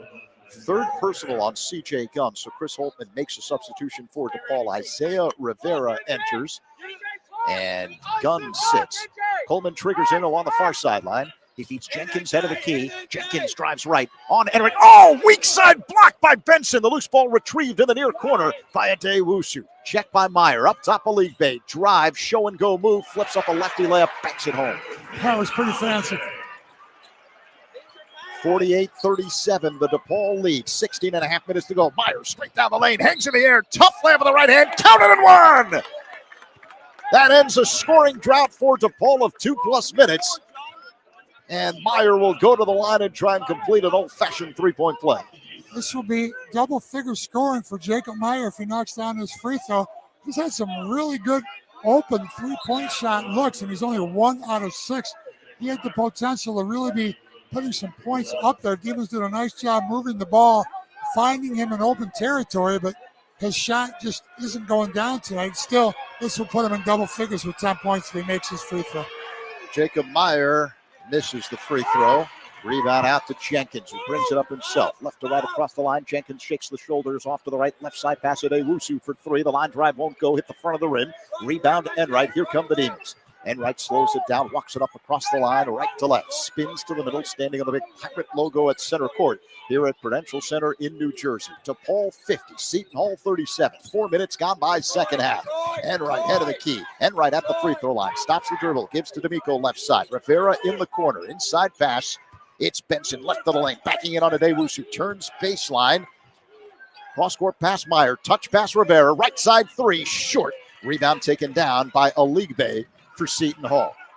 Now Dylan Adewusu across the line off to the right. In the corner, it's Coleman. Dribbles up top. Will launch for three and knocks it down with a hand in the face from Jacob Meyer. First basket of the game for Coleman. Who leads Seton Hall in scoring, averaging more than 14 per game. 10-point lead for the Blue Demons. 50-40 over Seton Hall. 15-20 to go in the second half. Rivera off to the left. Fakes a three. Drives. Stops mid-post. And he double dribbled. Yep. Tried to do too many things at once. He had an open look at a three initially, passed it up, put it on the floor, and just outthought himself. And that leads to our first media timeout. 15-17 remaining here in the second. DePaul on top of Seton Hall, 50-40. Blue Demon Nation, help bring the dream home. Make a gift today to the DePaul Athletics Capital Campaign and support more than 200 student athletes. Learn more and donate by visiting dreambigcampaign.depaul.edu. Now, you and I know how long this streak has been. DePaul has dropped 36 consecutive Big East regular season games. But those guys wearing the alternate black uniforms for the Blue Demons tonight, they also know it. And while they were not part of most of the games in this streak, they wear that DePaul uniform. And if you have any pride, you want it to end, and you want it to end tonight. I was going to use the same words you did there, Zach. If they have pride, and these guys, they, as you said, they realize the recent history of the Blue Demons here in conference play, and nothing would make them happier, obviously, than to break that streak and be. You talk about a new era, you talk about a new coaching staff, 14 new players, but if the results are the same, it doesn't make a lot of difference. This would change things. Losing that Providence game in overtime, a game that we had the lead going down the stretch, broke hearts, open Big East play, and then now this is our second opportunity to come up with a win. The other Big East games weren't really that close, but we've come in here off what probably our worst game of the year against Villanova and really rebounded and are playing hard and are playing up to the abilities that we have and done a nice job. Demons led by 15 at halftime, up 41-26 after the first 20 minutes of play. Since the second half started, Seton Hall has outscored DePaul 14-9. Demons up by 10, 50-40 as we speak. 15-17 remaining in the second half. Demons continue to shoot it well, 3 of 6 from the field since the break. They're shooting 50% from the floor this game. The issue to me, something I'm circling in big-time fashion right now, Seton Hall 5 of 7 from the field since the break. You can't let that continue. No, and that's coming off of good defense. I think that Coach Holloway has done a good job of switching up defenses. They got a turnover or two off of their full-court press. They got on the passing lanes, disrupted DePaul's offense somewhat, which has led to them shooting 5 out of 7. Remember, they are not a team that's capable of half-court shots, putting down threes, executing, and scoring a lot with one-on-one basketball. They have to create something from the defensive side of the floor, which is where their strengths are defensively. Their whole team's to about 64 points a game. So that is where they will be able to fight their way back into this game. If they can get some turnovers, create some havoc on DePaul's offensive side, that could convert to baskets for them on their side of the floor. They've got this cut to 10. They've scored 14 points in less than 5 minutes. So that type of pace scoring would get them back in this game, but there's a long way to go. Demons doing a nice job so far. Again, just continue to play strong defense. Zach Saban, Dave Corzine with you courtside here at Prudential Center in New Jersey. Seton Hall basketball got to go the full end of the floor. The Demons applying light full court pressure here, Dave. They're looking to switch things up themselves. And a turnover along the near sideline. The Demons take the ball away. Isaiah Rivera stole a pass from the Pirates, and into the front court comes Connor Enright. Down the left sideline, uses a screen, spins to the top of the key. Off to the left now, it's Layden Blocker. Bounce pass inside, left of the lane, Benson. Back to the basket, working on Middleton. Backing in. Turns baseline and dribbles the ball out of bounds. Just lost control of the basketball. Unforced error, turnover DePaul. Middleton, I'm not sure if he's talking to the bench, talking to himself, talking to DePaul's bench. He was fired up about that turnover. DePaul 50, Seton Hall 40. 14-40, remaining second half. Demons looking for their first Big East regular season win in 721 days. Dylan Adewusu with the ball for the Pirates. He's got it between the rings. Off to the left now, Jenkins. Loops a pass to Coleman, left elbow. Checked by Enright. Now pass underneath, and a foul's been called. Ball knocked away under the basket. Middleton ended up on the deck. See, now really trying to force the action there, not taking what DePaul gave them. They had Dylan Adewusu on the perimeter wide open. They looked to go underneath there to a cutter who was guarded pretty well. They got the ball back, fortunately for them. Rivera the foul. Bounce pass inside Middleton, layup on the right side. Missed the bunny. Ball loose, picked up by Enright, left of the lane for DePaul. And Connor Enright brings it into the front court, slowly walking it up across the line, right to left. Coming up on 14 minutes remaining in the game, the Demons with a 10-point lead on the road at Seton Hall. Enright's got it off to the left in the corner. Blocker, left elbow. Benson back up high. It's Blocker off to the right. Rivera holds the ball over his head. Head of the key. Blocker, left wing behind the arc. It's Enright. A bounce pass inside Benson. Left of the lane. Backing in on Adewusu. Up top, Enright. A three on the way. No good. That was way off. Middleton, the rebound for Seton Hall. Into the hands of Adewusu. Into the front court. Adewusu off to the right in three-point range. Fakes a three. Corner pass. It's Jenkins. Drives across the paint. Right to left. Kick out left side. Middleton fakes a three. Now steps back. Launches a three. And Middleton rattles home the three. It's a 7-point game. You're getting this crowd into the game here. DePaul 50. Seton Hall 43. 13 and a half minutes to go. Demons almost turn the ball over as Blocker is fouled at midcourt. That was close there. They did a nice job there of pressuring the Demons full court. Crowd doesn't like that call. Momentum turning in Pirates' favor, but that was a big call for the Demons. They're going to get the ball back. Demons on a scoring drought of nearly 3 minutes, during which Seton Hall is on a 6-0 run. Connor Enright with the basketball into the front court down the right sideline. 13:24 to go. Demons up 50-43. Enright drives right, pass to the middle. Rivera has it. Up fake, left of the lane. Throws it up high. 3-point range to the left. Blocker. Head of the key, the big man Benson holds the ball and spins to the left. Has the ball knocked away, and it rolls out of bounds. Last touch, Benson along the near sideline. Demons seem a little flustered right now. Yeah, Dave, DePaul has 4 turnovers in the last 5+ minutes of game action. They haven't scored a point in 3+ minutes. And they're hanging on to a 7-point lead here in the second half on the road at Seton Hall. 13:09 to go. DePaul 50, Seton Hall 43. Crowd into it now for the Pirates at the Prudential Center in New Jersey. Dylan Adewusu across the line straight away. Feeds Jenkins between the rings. They run the weave at the top of the key. Coleman's got the basketball. Left elbow, Aligbe puts it on the floor. Drives right. Floats up a lefty layup, no good. Aligbe his rebound, puts up another shot, that's no good. And finally, Troy D'Amico comes down with the ball for DePaul. Into the hands of Enright, across the line, down the right sideline. Enright trying to end a scoring drought of nearly 4 minutes for the Blue Demons. At the top of the key, spins left of the circle for Rivera. Plays catch with Enright, off to the right in 3-point range. Enright crossover dribble, hop step in the paint. Flips a pass up high to Rivera, fakes a three, drives right, stops, fall away, jump shot on the way. That's no good. Adewusu the rebound for Seton Hall. Adewusu into the front court straight away. Hard dribble with the right hand, flips behind him. Coleman fakes a three, gets Enright up in the air, and Enright lands on Coleman, meaning Coleman will shoot three. No, I don't think that was a shooting foul. That's the 4th team foul on the Blue Demons. Yeah, you're right. It is not a shooting foul, so Coleman will trigger in. Enright sits. David Thomas back in the game for DePaul. The Demons scoring drought 4+ minutes. You're right, Zach. If he had been thinking when he got Enright up in the air, he should have taken that shot and picked up the foul. Adewusu has the ball between the rings for Seton Hall. Drives left, hop step in the paint, gets behind him, and a two-handed stuff flying in from the left baseline. Prince Aligbe.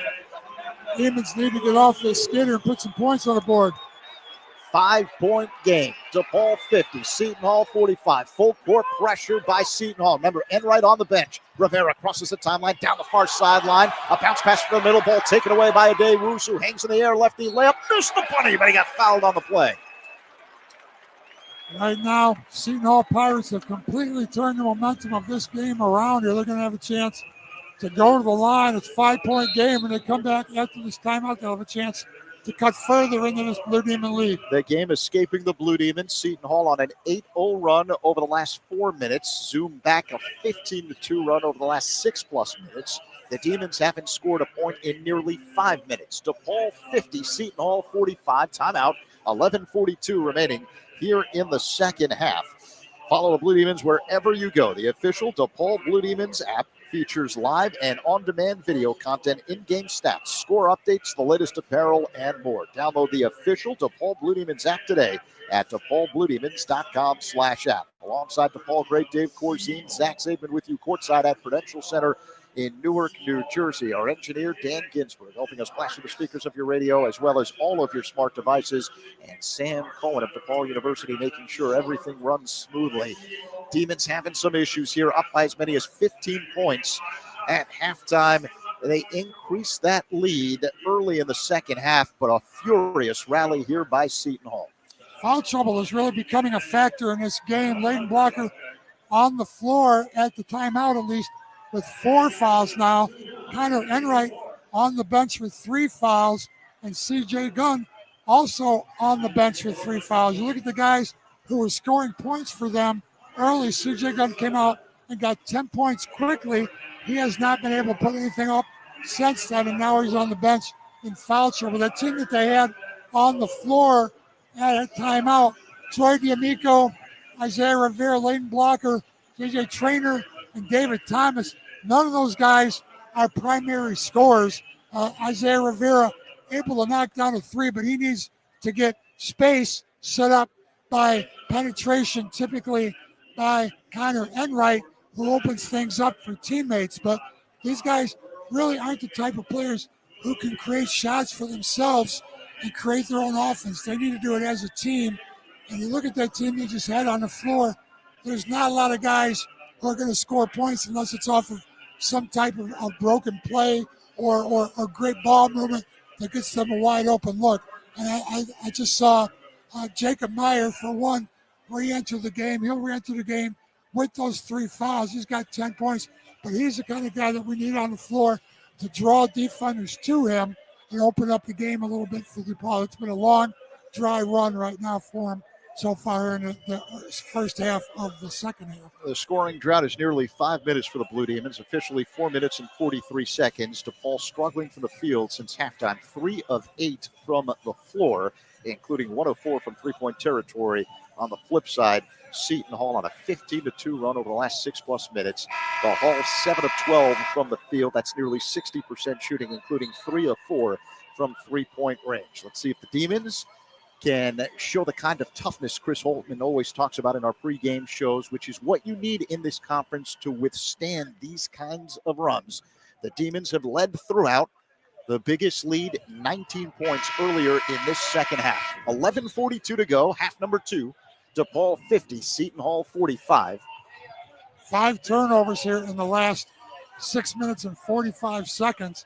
Again, that is what leads to Seton Hall being able to put some points on the board. We've got to take care of the ball on the offensive end on the floor. Those turnovers lead to easy baskets, and that's what Seton Hall needs. They're not a great shooting team. They need easy baskets. Dylan Adewusu hits the first free throw. So it's now a 4-point game. DePaul 50, Seton Hall 46. Adewusu has 13 points tonight for the Pirates. 2 of 3 at the line. Here comes the second free throw by the St. John's transfer. That's no good. Rims out. Rebound, J.J. Traynor for DePaul. Full court pressure by the Pirates. Now they drop back. David Thomas operates as the point man, and he'll bring it up across the line right to left. Thomas head of the key. Uses a Traynor screen, rolls right of the circle. Now in the corner, it's C.J. Gunn for 3. Too strong. Weak side rebound. Jacob Meyer hops into the paint. Turnaround hook with the right hand, and air ball. The Demons bench thought he was fouled. No call. Dylan Adewusu across the line, down the left sideline. And now he gets fouled by Meyer at the top of the key. Adewusu just put the head down and tried to steamroll Meyer, who's called for a blocking foul. Meyer tried to do one of those Connor Enright charge calls. Connor Enright's taken 14 charges so far this season already. That's the 6th team foul on DePaul. So the last 11-13 here, any foul will send Seton Hall to the free throw line. They're not a particularly great free throw shooting team, but it does stop the clock and get them on the line to score points. DePaul 50, Seton Hall 46, coming up on 11 minutes remaining in the game. The Hall on a 9-0 run. Zone here for the Demons. Pirates basketball 3 on the way. Jenkins misses from the left side. A weak side rebound for C.J. Gunn. As the Demons threw a little wrinkle in there in the half court with the 2-3 zone. Demons primarily a man-to-man team this season. David Thomas has the ball near the midcourt stripe, off to the right. Waits for a cutter and feeds Gunn between the rings. Back up high near the midcourt stripe. It's Thomas straight away. 10 to shoot for the Blue Demons. Off to the right. Pass knocked out of bounds. It was last touch along the far sideline by Scotty Middleton, who remains DePaul ball with 8 to shoot. It's been nearly 6 minutes since the Demons last scored a point. Been on 50 for quite a while. Something like 6 minutes, I guess, huh? Yeah, good call. Very smart, Dave. Jacob Meyer triggers in, feeds C.J. Gunn head of the key, left of the lane now. It's Benson, drives across the paint, hook shot, right hand, back rim, no. And the scoring drought continues. Alik Bey, the rebound for Seton Hall. Into the front court, Felton for the Pirates down the left sideline, holding up his left hand, yo-yoing with the right. Jenkins has it off to the right. Felton head of the key, left side Middleton, left elbow. Now it's Felton for three, and he knocks it down off the feed from Coleman. It's a 1-point game, 50-49. Meyer has the ball knocked away at midcourt. It's stolen by Seton Hall's Alik Bey. And now the Pirates have an opportunity to take the lead for the first time tonight. Alik Bey, head of the key, spins in the paint, floater up with the right hand, rims out, rebound, Benson for DePaul. Into the hands of David Thomas. Chris Holtman signaling a play to his point man, David Thomas, who crosses the timeline down the left sideline. Under 9 minutes to go. DePaul holding on to a 1-point lead on the road at Seton Hall. Thomas accelerates to the hole. Layup with the left hand. Banks it home from the right side. It ends a scoring drought of 6.5 minutes for DePaul. Huge basket by David Thomas. He doesn't see a lot of floor time typically, but playing big minutes today. DePaul 52, Seton Hall 49. Under 9.5 minutes to go. Alik Bey off to the right. Up high, Felton. Under 10 to shoot for the Pirates. Felton gives to Alik Bey, who's got it. Right elbow jump on the way. Rims out. Fight for the rebound. It's loose in the near corner. Picked up by Thomas into the hands of Meyer, and he's fouled in the backcourt. Another great play. David Thomas kept that ball alive. Got it over to Jacob Meyer, who was fouled, but give David Thomas credit for running down that rebound. Under 9 minutes to go. DePaul 52, Seton Hall 49. Substitutions for DePaul. Meyer sits, Enright back in for the Blue Demons. 14 fouls now on Seton Hall. Remember, Demons with 6. Their next foul will put Seton Hall on the line. D'Amico to trigger in. Demons facing full court pressure. D'Amico can't find anyone. Pass to the near corner. Benson's got it. Demons have to get it across. Benson having difficulty. Flips to the middle. Enright's got it. Enright is fouled in the backcourt. They're really getting hacked there sooner or later, waiting for a whistle. Pirates very aggressive in this full court press. So 5 team fouls now on Seton Hall. That one goes on Alik Bey. And DePaul will trigger in the backcourt along the near sideline in front of the Seton Hall bench. Blue Demons up 52-49 over the Pirates. 8:53 remaining in the game. They're going to get a new 30. They don't have to get it over the line. They get a new 30 to start with. Connor Enright straight away in the backcourt, crosses the timeline right to left, down the left sideline, shielding the ball with the left part of his body. Veers right of the circle. Up high, it's D'Amico. And now Seton Hall has changed up defensively. Off to the right, Thomas in the corner now. It's N.J. Benson on the right side. Backing in, bullying his way to the hole. The double team comes from Toomey. Ball knocked away, picked up by D'Amico in the corner. Up high, Enright. Extra pass, Thomas. Another extra pass. Gun for three. Drills it from the left corner. 2 beautiful extra passes with the shot clock running down. And the Demons hit an enormous 3. Up 55-49 over Seton Hall. Coming up on 8 minutes remaining in the game. Jenkins has the ball left of the circle. Now right wing. It's Adewusu. Back left side, Jenkins. Deep 3 on the way. Jenkins, too strong. Fight for the rebound. Benson comes down with it. Horrible shot. Connor Enright across the line for DePaul. Down the right sideline into the front court. Enright directs traffic with the left hand. He yo-yos with the right. Uses a D'Amico screen. Spins to the middle. 3 on the way. That goes in and out. Ball loose under the basket. It gets knocked out of bounds. Who touched it last? They say DePaul did. It'll be Seton Hall ball, and C.J. Gunn is furious. He thought it was off Seton Hall. Well, he did hustle it down. He got a hand on it to keep it loose. But unfortunately, Paul went against the Demons. It's going to go back to Seton Hall. A couple of huge shots there. David Thomas with the big drive to the basket and the layup. David Thomas kept that ball alive on the other end of the floor, which gave the ball back to DePaul. And then David Thomas was the one that made that pass over to C.J. Gunn, who knocked down that corner 3 and opened up this game back to a 6-point game. Official timeout. 7:45 to go. Half number 2 here in Newark. DePaul 55, Seton Hall 49, and now it's the Pirates on a scoring drought, Dave. They haven't scored in more than 2.5 minutes. Each team looking for its first conference win of the season. The Blue Demons, though, looking for much more. It's been 721 days since DePaul last won a Big East regular season game, January 18th, 2023. Victory over then number 8 Xavier at Wintrust Arena. 36 consecutive regular season conference losses for the Blue Demons. They're trying to end the streak tonight. At DePaul University, students aren't just preparing for the real world, they're living in it. DePaul University awards scholarships to 98% of incoming freshmen. That's over $57 million in scholarships every year.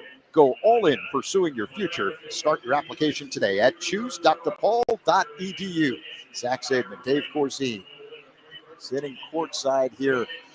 What a game. The Demons have led throughout. Biggest lead of the game, 19 early in this second half. And Seton Hall went on a monster run to make it a game, get to within 1. And it's been a nail-biter ever since. Seton Hall, 8 out of 17 in the second half. They've cooled off a little. Remember, they were shooting well over 50% early in this half. They've gone cold here. They had made 4 out of 7 of their 3-point shots. Overall, they're 6 out of 14 from behind the 3-point line. Demons 9 out of 26. That's 43% for Seton Hall. Only 34% shooting from behind the 3-point line for the Demons, but they're taking quite a few more. 26 out of their 42 shots have been 3-pointers. The Demons doing a nice job from the free throw line. They made 8 out of 9 of their free throws. Seton Hall, 7 of 11. Remember, Seton Hall now on DePaul's next foul will be in the bonus. Will be going to the free throw line the rest of the way. So free throws may become a big factor in this game if Seton Hall can keep the score closer. It's tough, though. Down 19 points in the second half. I don't care who you are. That's a big score to make up. That's a lot of points. That takes a lot of energy. They've been playing full court press. That takes a lot of energy for them to maintain this and finish up this comeback and pull back ahead. They're going to have to continue to play really aggressive defensively. That's what's got them back in this game. But again, that takes a lot of energy out of you. And sometimes you see teams often able to get back in the game, but then they let up a little bit mentally once they're back in the game, and the other team able to regain control. Seton Hall ball. The Pirates have to go the full end of the floor. 7:40 remaining of the second half. DePaul 55, Seton Hall 49. The Pirates work the ball around the perimeter. Coleman has it. Left wing. Up high, it's Toomey. Gives right side to Adewusu, puts it on the floor. Now right on the lane, stops the dribble. Loops a pass up high to Middleton. Off to the left, Coleman behind the arc. Coleman spins to the top of the key, will launch a deep jumper. That's no good. Long rebound, loose. Who wants this thing? They're diving for it. Bodies flying. And which way is the arrow pointing, Zach? They're calling a held ball, and the possession arrow is pointing at Seton Hall's way. Is it really? I thought they got the last one.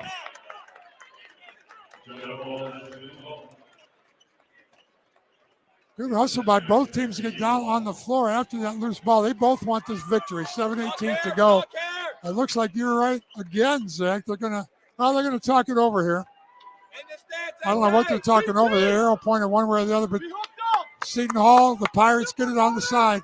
Middleton will put it in play. Front court along the right sideline. Diagonal pass up by Coleman. Checked by Gunn. Crossover dribble. Fears right now. Penetrates. Hangs in the air. Wild floater. Spins in and out. Rebound to Miko for DePaul. Blue Demons 55. Seton Hall 49. Coming up on 7 minutes remaining in the game.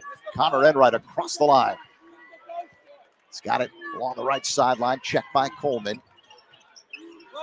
Enright crossover dribble. Roams baseline. The double team comes. Throws a cross-court pass. Left side three on the way. D'Amico knocks it down and spins in jubilation as he screams at the DePaul bench. Troy D'Amico continues his best game as a Blue Demon in Big East play. Give him 13 points, and DePaul's up 58-49 over Seton Hall. Coming up on 6.5 minutes to go.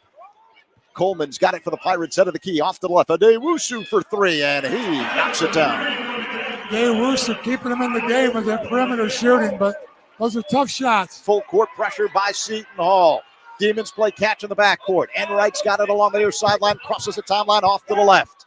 DePaul 58, Seton Hall 52. Coming up on 6 minutes remaining in the game. Is tonight the night for the Blue Demons? Enright standing on the big Pirate logo at center court. Fears off to the right in three-point territory. D'Amico head of the key. Another three. Rims out. Rebound gun. Up fake. Layup. Too strong. Middleton grabs the rebound for Seton Hall. Under 6 minutes remaining. DePaul 58, Seton Hall 52. Adewusu has it off to the left. Drives. Kick out of the corner. Felton's got it and dribbles up top. Left wing. Now drives. Hangs in the air. Shot blocked. It rolls out of bounds. It was last touched by Benson of the Blue Demons. Good defensive stand by N.J. Benson there. He stood his ground and took the contact without fouling. He does a nice job of defending without fouling. Once again, you saw it there, and the ball will go back to the Pirates with 12 seconds to go under their own basket. Demons make a substitution. C.J. Gunn sits Jacob Meyer back in. 5:39 to go. DePaul 58, Seton Hall 52. You can hear the DePaul bench screaming out the defensive assignment. Now Coleman's got it. Left corner three on the way, and air ball.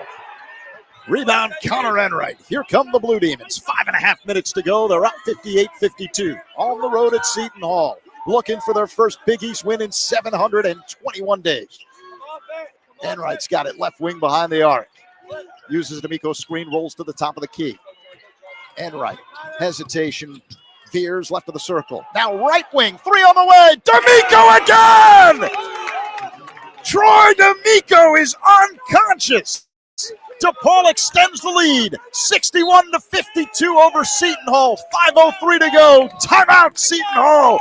D'Amico with 16 points. What a night for Troy D'Amico.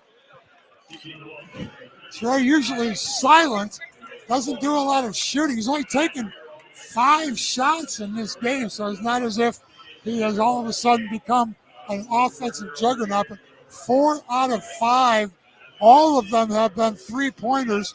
He's almost perfect on the season from behind the three-point line. From the free throw line. He knocked down all 4 of those. He leads DePaul in rebounding in this game also with 6 rebounds, 16 points, leads all scorers, tied with Dylan Adewusu with 16 points on Seton Hall.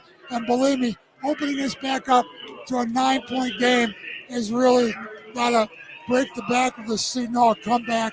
They worked so hard to get back in. They had a chance to take the lead at one point, missed the layup inside, and then they got away from what had been working for them, which is getting the ball in. Demons do a nice job of walling off the interior, forcing them to take perimeter jump shots, which is not the strength of this Seton Hall team.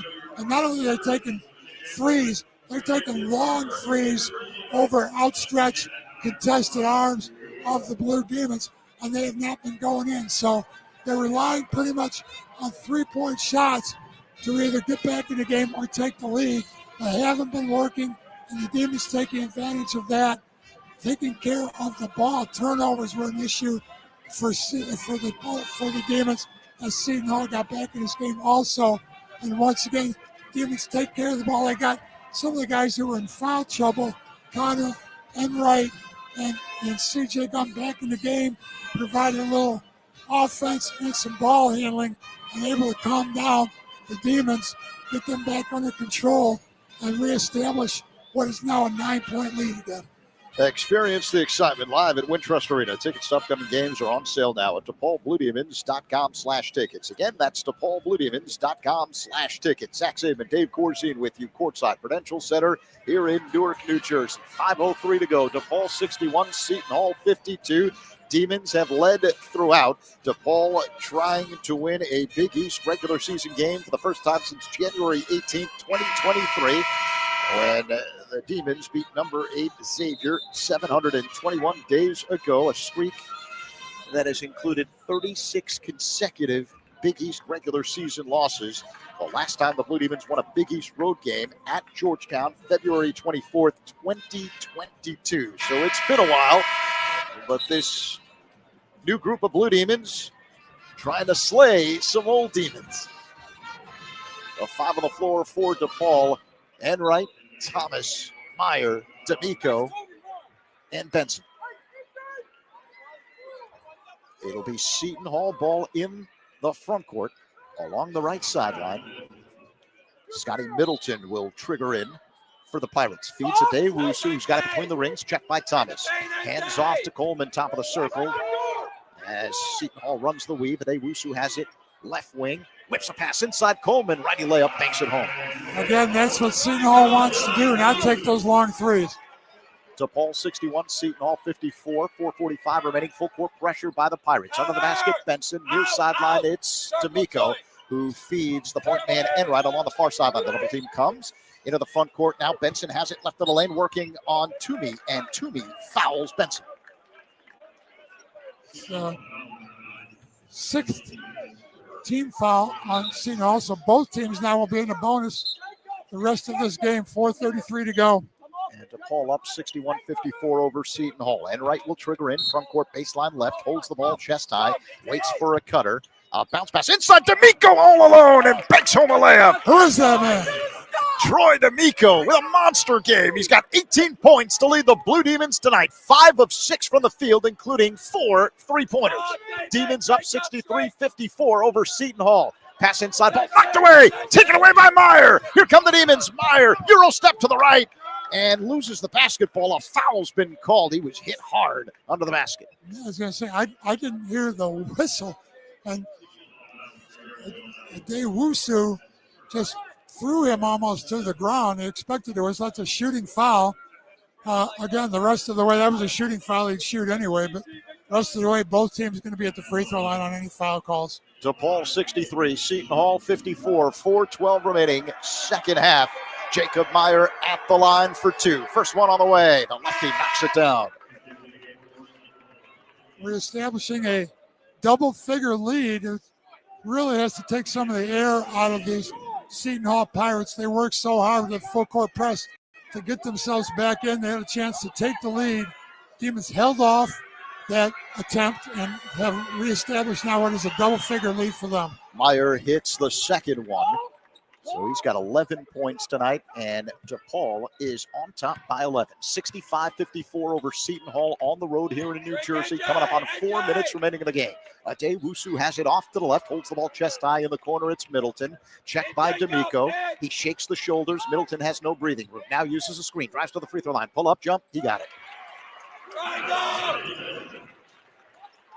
65-56, the DePaul lead under 4 minutes remaining. Full court pressure by the Pirates. Enright has it straight away. Tries to spin out of the double team. Dribbles along the near sideline. Pass to the middle. Meyer has it in the front court. Meyer accelerates right side. Ankle cut off, so he backs it out. Now the Demons will run some clock here. Enright's got it between the circles. Backing up all the way near the midcourt stripe straight away. A bounce pass left of the circle. Thomas back to Enright. 3-point range to the left with 10 to shoot. Enright shakes the shoulders, drives left, steps back. Oh, they call an offensive foul on the Blue Demons. Troy D'Amico picks up that foul, setting the screen, which is unfortunate because he came off and kind of got a pass back to him. He's wide open from the top of the key, and that's been a shot that he's knocked down tonight. That would have been 21 points if he knocked down that other 3. But the ball going to go back now to the Pirates with a 9-point lead by the Blue Demons. Official timeout, 3:22 remaining. DePaul 65, Seton Hall 56. Rush is proud to be the official health system and healthcare provider of DePaul Athletics. Driven by discovery, innovation, and a deep responsibility for the health of our communities, Rush is a national leader in outstanding patient care, education, research, community partnerships, and empowering a new generation of healthcare providers. Visit rush.edu for more information and to find a location near you. Demons looking to do something they haven't done in a long time. Win a Big East regular season game, and this is the best shot they've had in a while. They're up 65-56 over Seton Hall here on the road in New Jersey. 3:22 remaining. The Demons shooting better than 45% from the field. DePaul shooting nearly 40% from three-point territory. Troy D'Amico, the transfer from Southern Illinois, having his best Big East game as a Blue Demon. He's got 18 points. You know, I'd venture to say this is his best game since leaving SIU. I was going to say, not only in the conference play.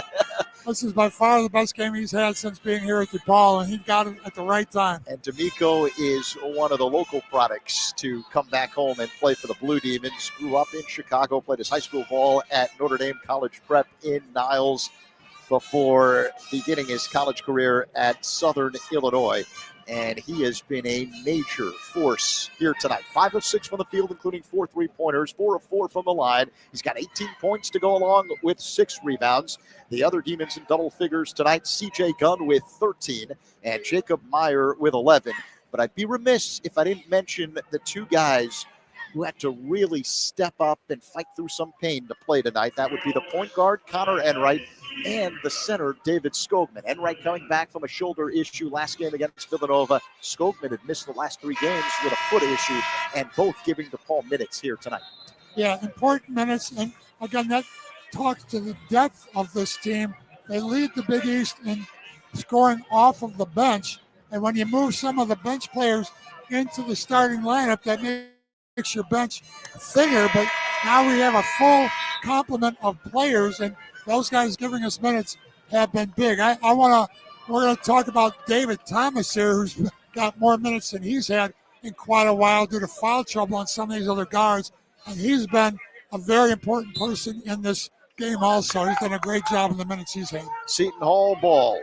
Felton left to right across the line for the Pirates. Coming up on 3 minutes remaining in the game. DePaul up 65-56. Adewusu has it off to the left, uses a Felton screen. Barrels to the right elbow, bounce pass inside Coleman. He's swarmed by triple team and whips it left side, two-handed stuff. Alite all alone. We got caught looking that time. Under 3 minutes remaining. DePaul 65, Seton Hall 58. Left corner Meyer, double team, needs help. Calls and he the calls time. timeout. Smart move, every possession magnified here down the stretch. 2:52 remaining here in the second half. Blue Demons hanging on a 65-58 lead over the Pirates of Seton Hall. Seton Hall with 1 timeout left. That timeout there called by Jacob Meyer leaves DePaul with 2 timeouts. Again, team fouls. Demons have 7. Any fouls will send Seton Hall to the line. Same story on the other side. The next foul will put DePaul on the free throw line. So Seton Hall, the aggressor, trying to get back into this game. They're really pressing full court. Any fouls they pick up will send DePaul to the free throw line, and knocking down those free throws will be important and make 10 out of 11 so far tonight. So that is another area. Troy D'Amico, 18 points on the night. Having him on the floor is almost automatic from the free throw line. So we've got to be able to knock down these free throws to finish out this game here. So let's see what Chris Holtman has drawn up during the timeout. Demons have done such an excellent job out of these timeouts with excellent scripted plays to get buckets. Jacob Meyer will trigger in the front court along the left sideline right in front of us. A chest pass to Connor Enright straight away on the big Pirate logo at center court. Uses a D'Amico screen, spins left, now spins right, stops at the elbow, backs it out in the three-point range.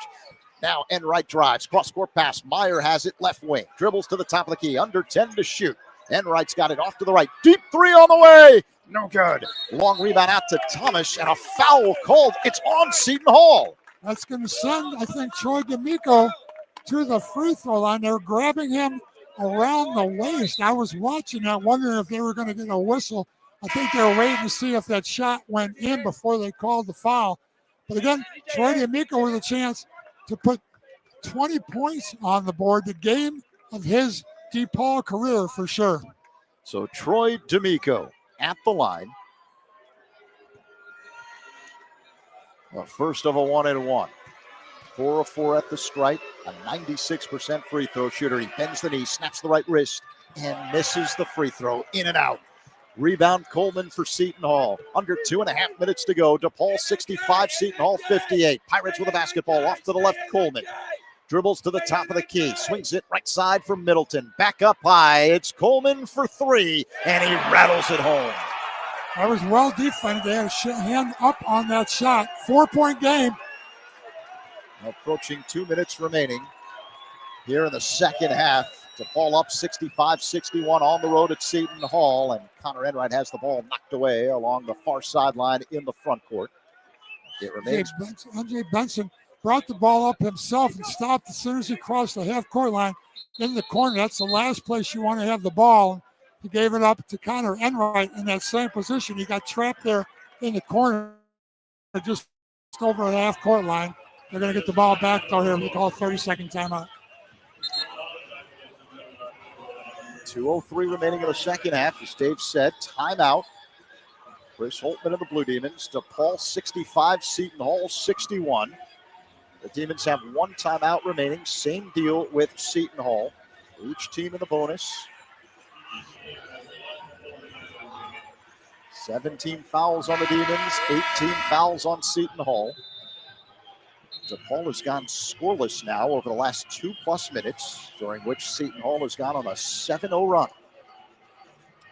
They made a few runs here in the second half as the Demons at one point with the 19-point lead in the second half. They extended the 15-point halftime lead early in the second half, but since then the momentum has switched into the Pirates' favor. They had the home crowd here behind them, but can DePaul hold them off for another 2 minutes and 3 seconds? We're going to find out here pretty quickly.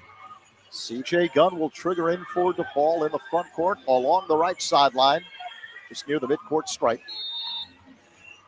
Holds the ball chest high, waits for a cutter, flips it into the backcourt. You can do that in college basketball. Connor Enright has the ball. Right to left across the line goes Enright. 65-61. The Demon lead under 2 minutes remaining in the game.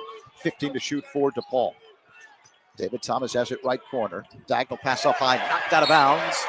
It was last touch by the Blue Demons. Seton Hall ball.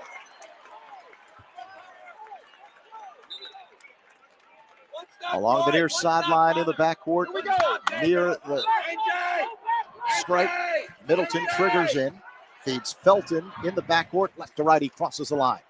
Adewusu off to the left for Seton Hall.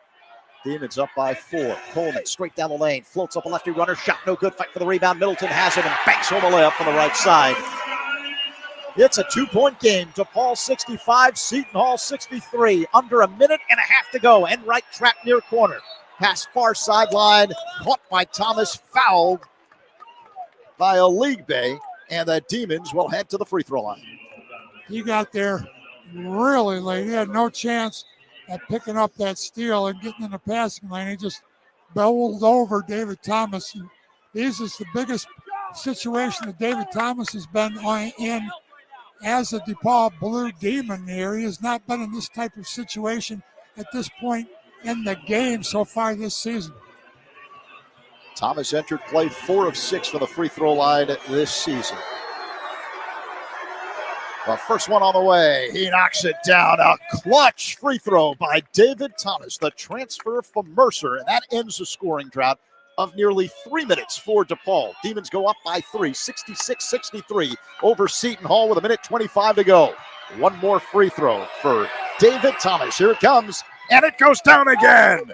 Big trip to the line for DT, David Thomas. And DePaul goes up by 4, 67-63, 1:22 to go.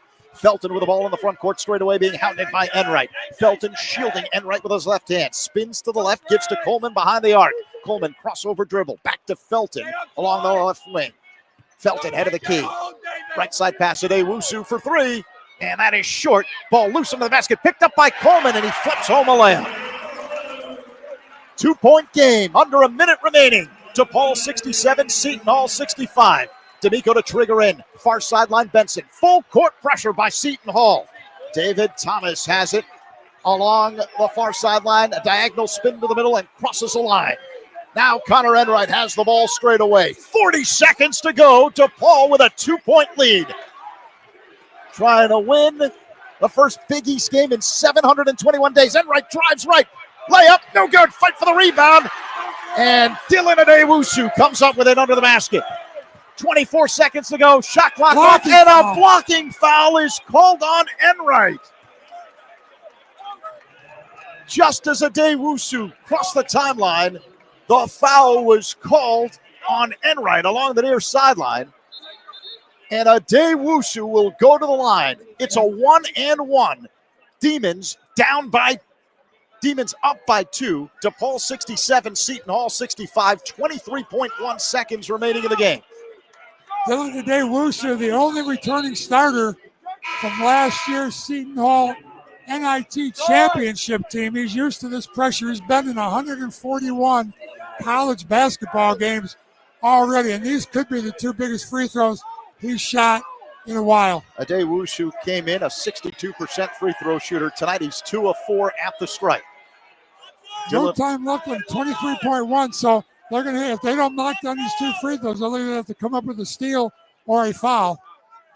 Adewusu wearing a white headband. He bends the knee, snaps the right wrist, and misses the free throw. Rebound Benson into the hands now of Meyer under the basket. Demons play catch in the backcourt. Far sideline, D'Amico centers it now to Meyer across the line. Pass underneath to Gunn, and they call a foul before Gunn jams it in with both hands. The foul was away from the ball on Felton near the midcourt stripe, which means the Demons are going to the free throw line. It's a double bonus, so 2 free throws coming up for DePaul.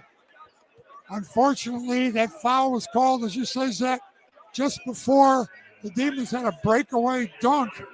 But still, Jacob Meyer going to the line here for 2 shots. Yeah, it was Meyer who made the pass inside to Gunn. Meyer will shoot 2, bends the knees, flicks the left wrist, and misses the free throw. The score remains 67-65, DePaul over Seton Hall. 15.2 seconds remaining. Each team has a timeout.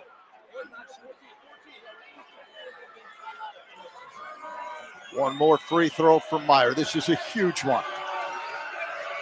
Crowd making a lot of noise here at Prudential Center. Meyer takes a deep breath. One dribble. Flicks up the free throw and puts it down. Demons up by 3 points. 68-65. 15.2 seconds remaining in the game. And DePaul calls its final timeout. What a game.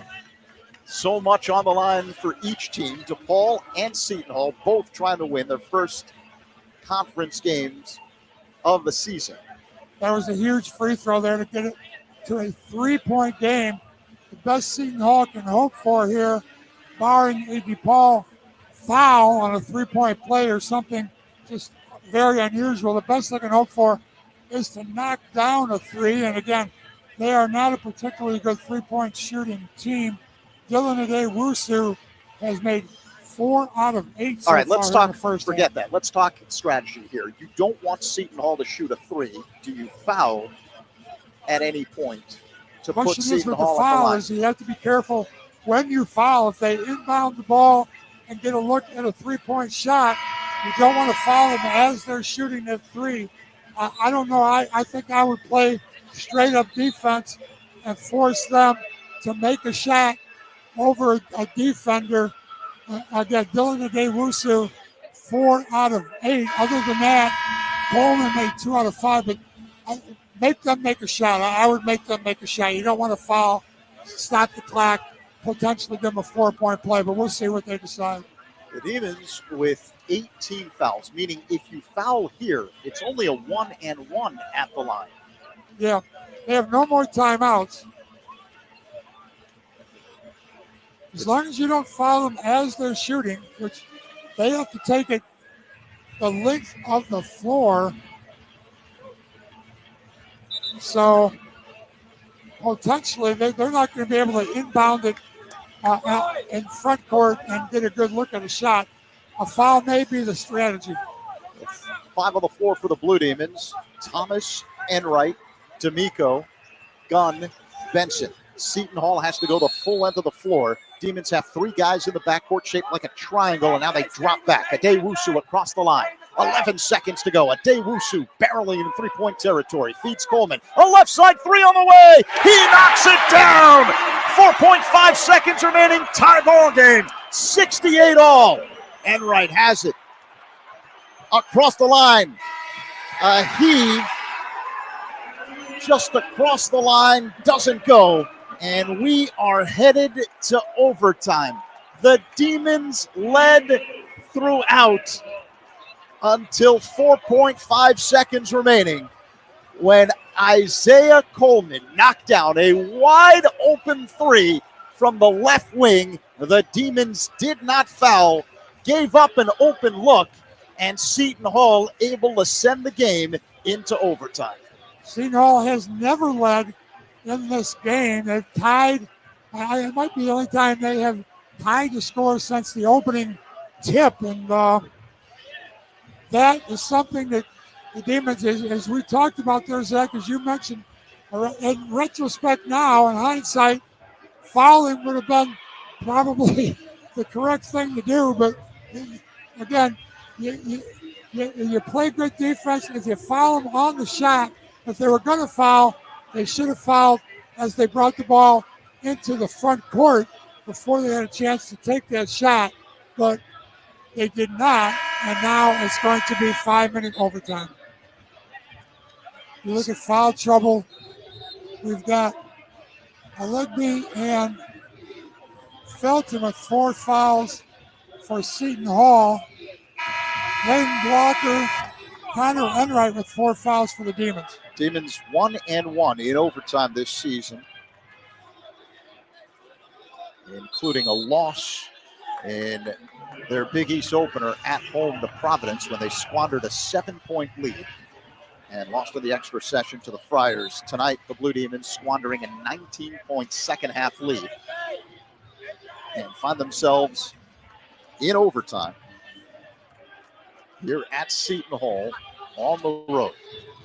Benson and Aligbe will jump tip. 68 all. DePaul and Seton Hall. Blue Demons trying to win their first Big East regular season game in 721 days. Demons control the tip. They move from right to left from our vantage point right near the DePaul bench. Connor Enright has it across the line. Uses a gun screen. Rolls left side. Uses a Benson screen. Rolls right of the circle. Turns the corner. Stops the dribble. Gives the gun in the paint. Floater to the right hand. Back rim, no. Tap back. Won't go by Benson. Ball loose. Mid-post and picked up by Coleman. Left of the lane for Seton Hall. 2 good looks at it there. Had a chance to put that offensive rebound back in. Missed that too. 4.5 minutes remaining here in overtime. Game tied at 68. Dylan Adewusu head of the key off a curl. Coleman. A right side 3 goes down, and Seton Hall has its first lead of the night. They call off the press. 71-68. Pirates on top of the Blue Demons. Coming up on 4 minutes remaining here in overtime. Seton Hall has rallied from 19 down to take the lead. Enright has it, right corner. Cross-court pass, Gunn fakes a left side 3, steps back. Another 3 on the way. C.J. Gunn ties it up from way out. 71 all. Under 4 minutes remaining here in the extra session. What a game here in New Jersey between DePaul and Seton Hall. Each team looking for its first Big East victory of the season.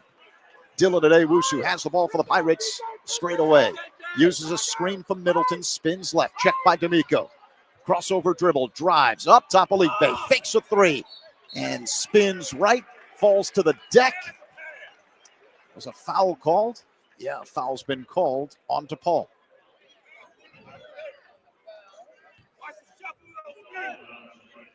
David Thomas picks up that foul. So that's the 19th foul on the Blue Demons, meaning a 1-1 for Prince Aligbe, 6'7" junior from Minneapolis, a transfer from Boston College in his first year with the Pirates. 71 all.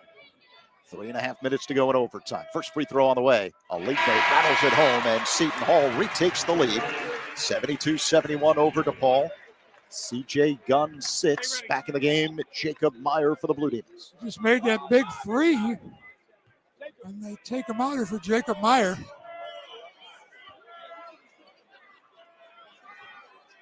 Aligbe takes a deep breath.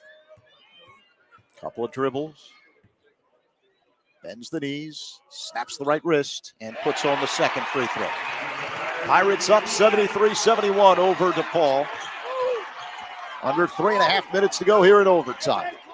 Connor Enright across the line for the Blue Demons. Down the right sideline, directing traffic to the left hand. Yo-yos with the right. Feeds Meyer head of the key. Plays catch with Enright. Meyer's got it right side, driving. Hop step in the paint, floor to the right hand. Short, ball loose, and tracked down in the far corner by Coleman for Seton Hall. 3 minutes remaining here in overtime. Seton Hall 73, DePaul 71. Adewusu with the ball near the midcourt stripe off to the right. Checked by David Thomas of the Blue Demons. Adewusu between the legs with the dribble. Now at the top of the key, will launch for three and banks it home. Demons now trail 76-71. 2:45 remaining in overtime. Meyer head of the key for the Blue Demons. Meyer right of the circle, accelerates to the hole, hangs in the air, shot blocked by Middleton. Seton Hall comes up with a loose ball. Adewusu into the front court down the left sideline. Now slowing it down, waiting for his teammates to play catch up. Under 2.5 minutes to go. Overtime here in New Jersey. Seton Hall has rallied in big-time fashion, up 76-71. Head of the key, Adewusu. Now at the left elbow, accelerates, scoop layup with the left hand. He puts it in. Seton Hall now up 78-71. 2:05 to go. Timeout, Blue Demons.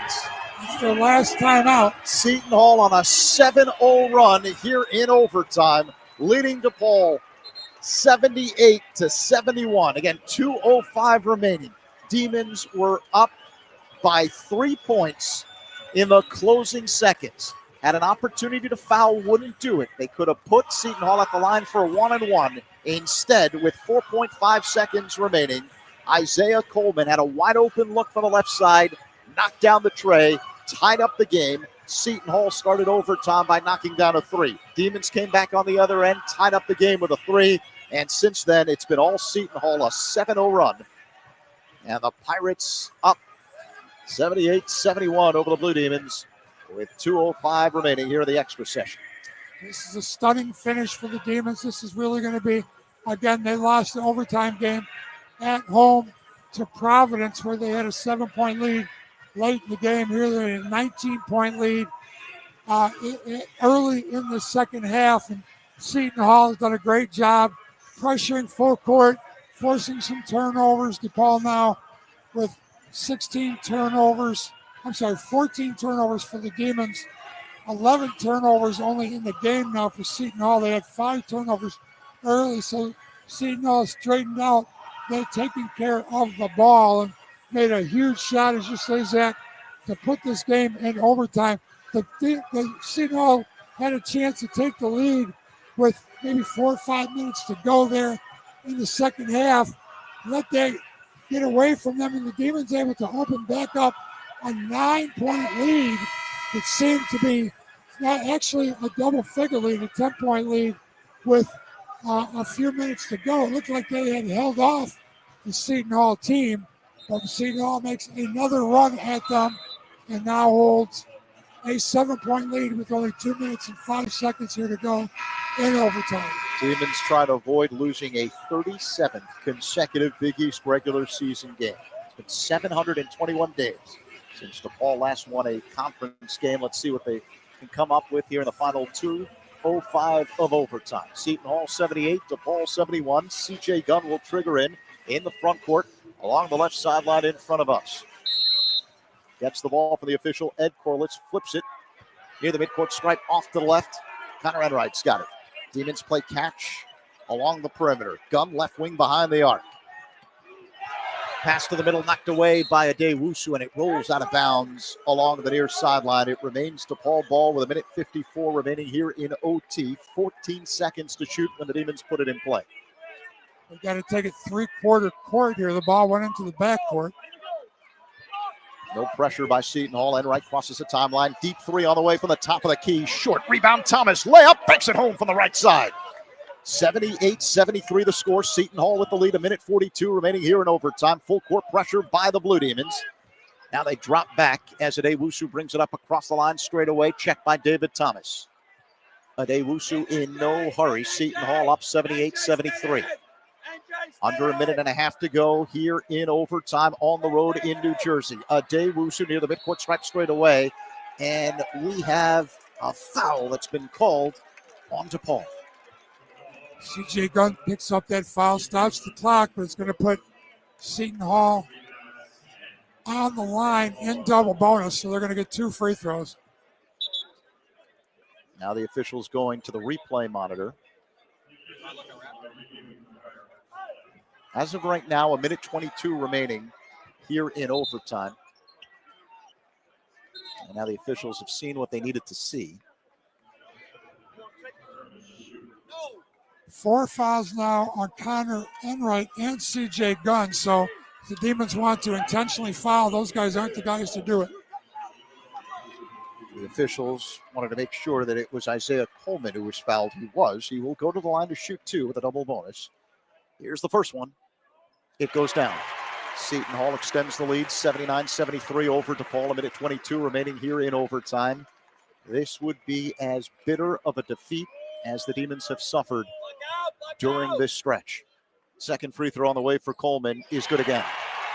Seton Hall 80, DePaul 73. A minute 22 remaining here in the extra session. Connor Enright across the line, down the right sideline, hesitation, dribble in the corner. Up top to Miko, left side pass Gunn, a 3 on the way with a hand to the face. He breaks it home! It's now 80-76 Seton Hall. A minute 6 remaining here in overtime. Full court pressure by the Blue Demons. Near sideline, it's Coleman. Checked by Gunn. Double team comes from D'Amico. Ball knocked away. Seton Hall comes up with it, though. Across the line, Felton down the left sideline. And immediately fouled Ade Wusu on the logo at center court. He'll go to the line and shoot 2. Ade Wusu fouled because he's a 62% free throw shooter, and it's just 5 of 9. 2 of 5 from the stripe here today. These are obviously going to be big free throws here to see if Seton Hall can finish this comeback out and pick up this win in overtime. Demons need them to miss a couple of these free throws. Ade Wusu hits the first. Seton Hall 81, DePaul 76, 52.8 seconds remaining. One more free throw for Ade Wusu, who leads Seton Hall with 22 points, along with Isaiah Coleman. The second free throw is short. Rebound, Enright. 51 seconds remaining here in overtime. DePaul down 81-76. D'Amico head of the key. Off to the left, it's Gunn. Working on Coleman. 3 on the way. No good, but he got fouled. CJ Gunn will go to the line and shoot 3 for DePaul. Huge foul. CJ Gunn, the man they're going to here down the stretch. That time he did a nice job, little pump fake. Went back up for the 3, picks up. The last thing you want to do if you're Seton Hall on this point is stop the clock and put the Demons on the line. 45 seconds to go. You can cut it to a 1-possession game here. Seton Hall 81, DePaul 76.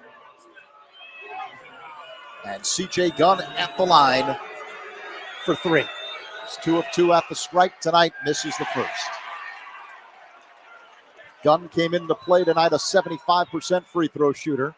Score remains 81-76. Seton Hall over DePaul, 45 seconds remaining here in the extra session. 2 more free throws for Gunn. He knocks the second one down. Makes it 81-77 Seton Hall. Again, 45 seconds remaining. 1 more free throw for CJ Gunn, who's got 20 points here tonight. Plenty of time left, 45 seconds. This would cut it to a 1-possession game. A free throw by Gunn goes down. 81-78. Seton Hall on top of DePaul. 45 seconds remaining in overtime. Full court pressure by the Blue Demons. Ade Wusu has the ball knocked away. It's picked up by Coleman under the basket, and he's fouled by Gunn. That's going to be Gunn's 5th foul. He's been their go-to man with 21 points. Obviously knocked down that big 3. Got fouled on the 3, knocked down a couple free throws. That's going to hurt them. But he fouled out of the game here. Critical foul. So the Demons out of timeouts. You can use 30 seconds to make a substitution here. So Chris Holtman will use all the time he gets to make the substitution for CJ Gunn, who's fouled out after scoring 21 points here tonight. The score is Seton Hall 81, DePaul 78, 41.4 seconds remaining here in overtime. Coleman going to the free throw line. He's made all 6 of his attempts here from the free throw line. Remember, he's the guy to knock down that big 3 to send it into overtime. With 4.5 seconds remaining in regulation. It's the first time tonight since the opening tap that Seton Hall tied up the game. Coleman puts up the first free throw, knocks it down, makes it 82-78 Seton Hall with 41.4 seconds remaining. Seton Hall didn't take its first lead until draining a 3 here to start the overtime session. Demons tied it up with a 3, and then it's been Seton Hall since. Up 82-78. One more free throw on the way for Isaiah Coleman. He puts it in. 24 points tonight for Coleman. Demons basketball. 40 seconds remaining. Meyer across the line. Meyer off to the right. Now Enright has it. Roams baseline. Bounce pass off the hands of Benson under the basket. Rolling out of bounds. The Demons self-destructing in crunch time tonight. 5-point game now with 33.8 seconds to go. Obviously, Demons are going to have to come up with a steal or a pretty quick foul to put Seton Hall back on the free throw line. Seton Hall 14 out of 20. Did a great job, obviously, of getting themselves back in this game and then finishing up with taking their first lead of the night in overtime. And a lot of that has been due to Isaiah Coleman, who had 2 points at the half on 0 for 2 shooting, and he has turned it around. Remember, he averaged 22 points a game in conference play. The Demons had held him scoreless without a basket, 2 free throws in the first half. He's come up with 22 points here in the second half and in overtime, and been the man that has turned this around, along with the pressure defensively by the Pirates. Seton Hall came in 350th out of 355 Division I teams in scoring, averaging just a little bit more than 60 points per game this year. And Seton Hall now leading DePaul 83-78 with 33.8 seconds remaining in overtime. The Pirates will have the basketball. They have to go the full length of the floor. DePaul squandering a 19-point second half lead. Full court pressure by the Blue Demons. Coleman to put it in play. Coleman holds the ball chest high. Bounce pass near sideline today. Wusu pass to the middle. Ball knocked away. Coleman comes up with it, and now it's off his hands, out of bounds. Was a foul called? I don't think so. I think the ball's going back to the Demons. Oh, am I wrong? Oh, 20 seconds on the shot clock. Demons going to get possession back here. Well, they're going to now time called by the officials, and they're going to go to the replay monitor. Pretty sure this is going to be the Demons' ball. So as of right now, 29.5 seconds remaining in overtime. Seton Hall it's going to be our ball. They're just worried about, I think they're looking at the clock. They're already signaling that the Demons are going to have it. And so we'll wait for Pat Driscoll and Nathan Farrell, the officials, to finish looking at the replay monitor. Just an unbelievable turn of events here in the closing seconds of regulation and here in overtime. DePaul looked like it was on its way to snapping this long Big East regular season losing streak of 36 games, 721 days. Up by 3, late in regulation. With 4.5 seconds to go, Isaiah Coleman hit a wide open 3 from the left side. Demons did not foul. Could have sent Seton Hall to the line to shoot 2 instead of giving Seton Hall an opportunity for a wide open look from 3. Coleman drained the 3, sent the game into overtime. And Seton Hall has been the story here in the extra session, outscoring DePaul 15-10 since overtime began. Pirates leading the Blue Demons 83-78, 29.5 seconds to go. Barring a miracle comeback here in the closing seconds, DePaul will lose its 37th consecutive Big East regular season game. C.J. Goodenow fouled out. He was the leading scorer. He was the go-to man in the overtime. He hit the 3 to tie it up early in overtime and then got fouled on a 3-point attempt, knocked on 2 out of 3 free throws to again cut it to a 1-possession game, 21 points, but picked up the foul on the press. He's on the bench now. Don't know who they will go to here. Maybe looking for Jacob Meyer or something quickly. They need something quickly, and then either foul or come up with another steal. They just got the turnover off the four-court press. They need a bucket here, and they need to do it again. So Connor Enright will trigger in for DePaul in the front court along the right sideline near the corner. Adewusu will defend Enright, the inbound passer. Gets the ball from the official Nathan Farrell. Looking for a cutter. Looking. Needs to throw it to D'Amico. Has it top of the key. Bounce pass in the paint. Benson hop step. Two-handed jam. 83-80 the score. 24.5 seconds remaining here in overtime. And now the Demons will apply full court pressure. Pass far sideline. Alik Bey has it. Now under the basket. It's Coleman. 20 seconds remaining in the game. Demons not fouling. Pass to Alik Bey. They bounce it to Adewusu. No one's fouling, and now Benson fouls Adewusu, who will go to the line and shoot two with 14.8 seconds remaining. And Seton Hall up 83-80 over DePaul. They couldn't catch him. Pirates moving the ball before the Demons could get there and foul.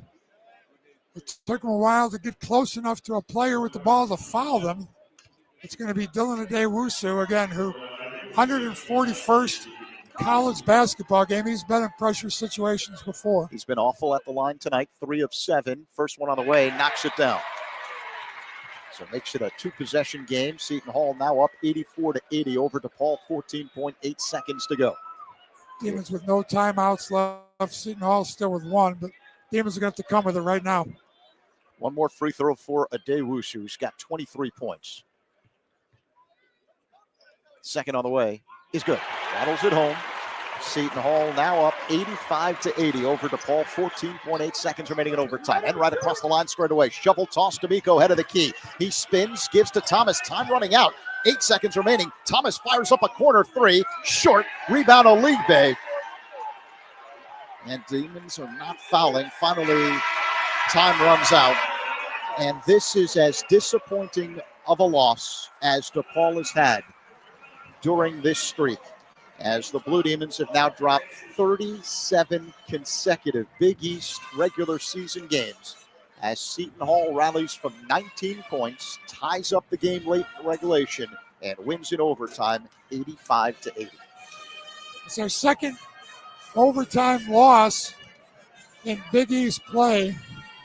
We let a lead slip away at home against Providence, and that was a tough loss for us, but I agree with you, Zach. This has got to be the most disheartening loss that the Demons have faced in quite a while, and that's saying something given the lack of success that this Blue Demon program has had. This is just a crushing type of defeat, for especially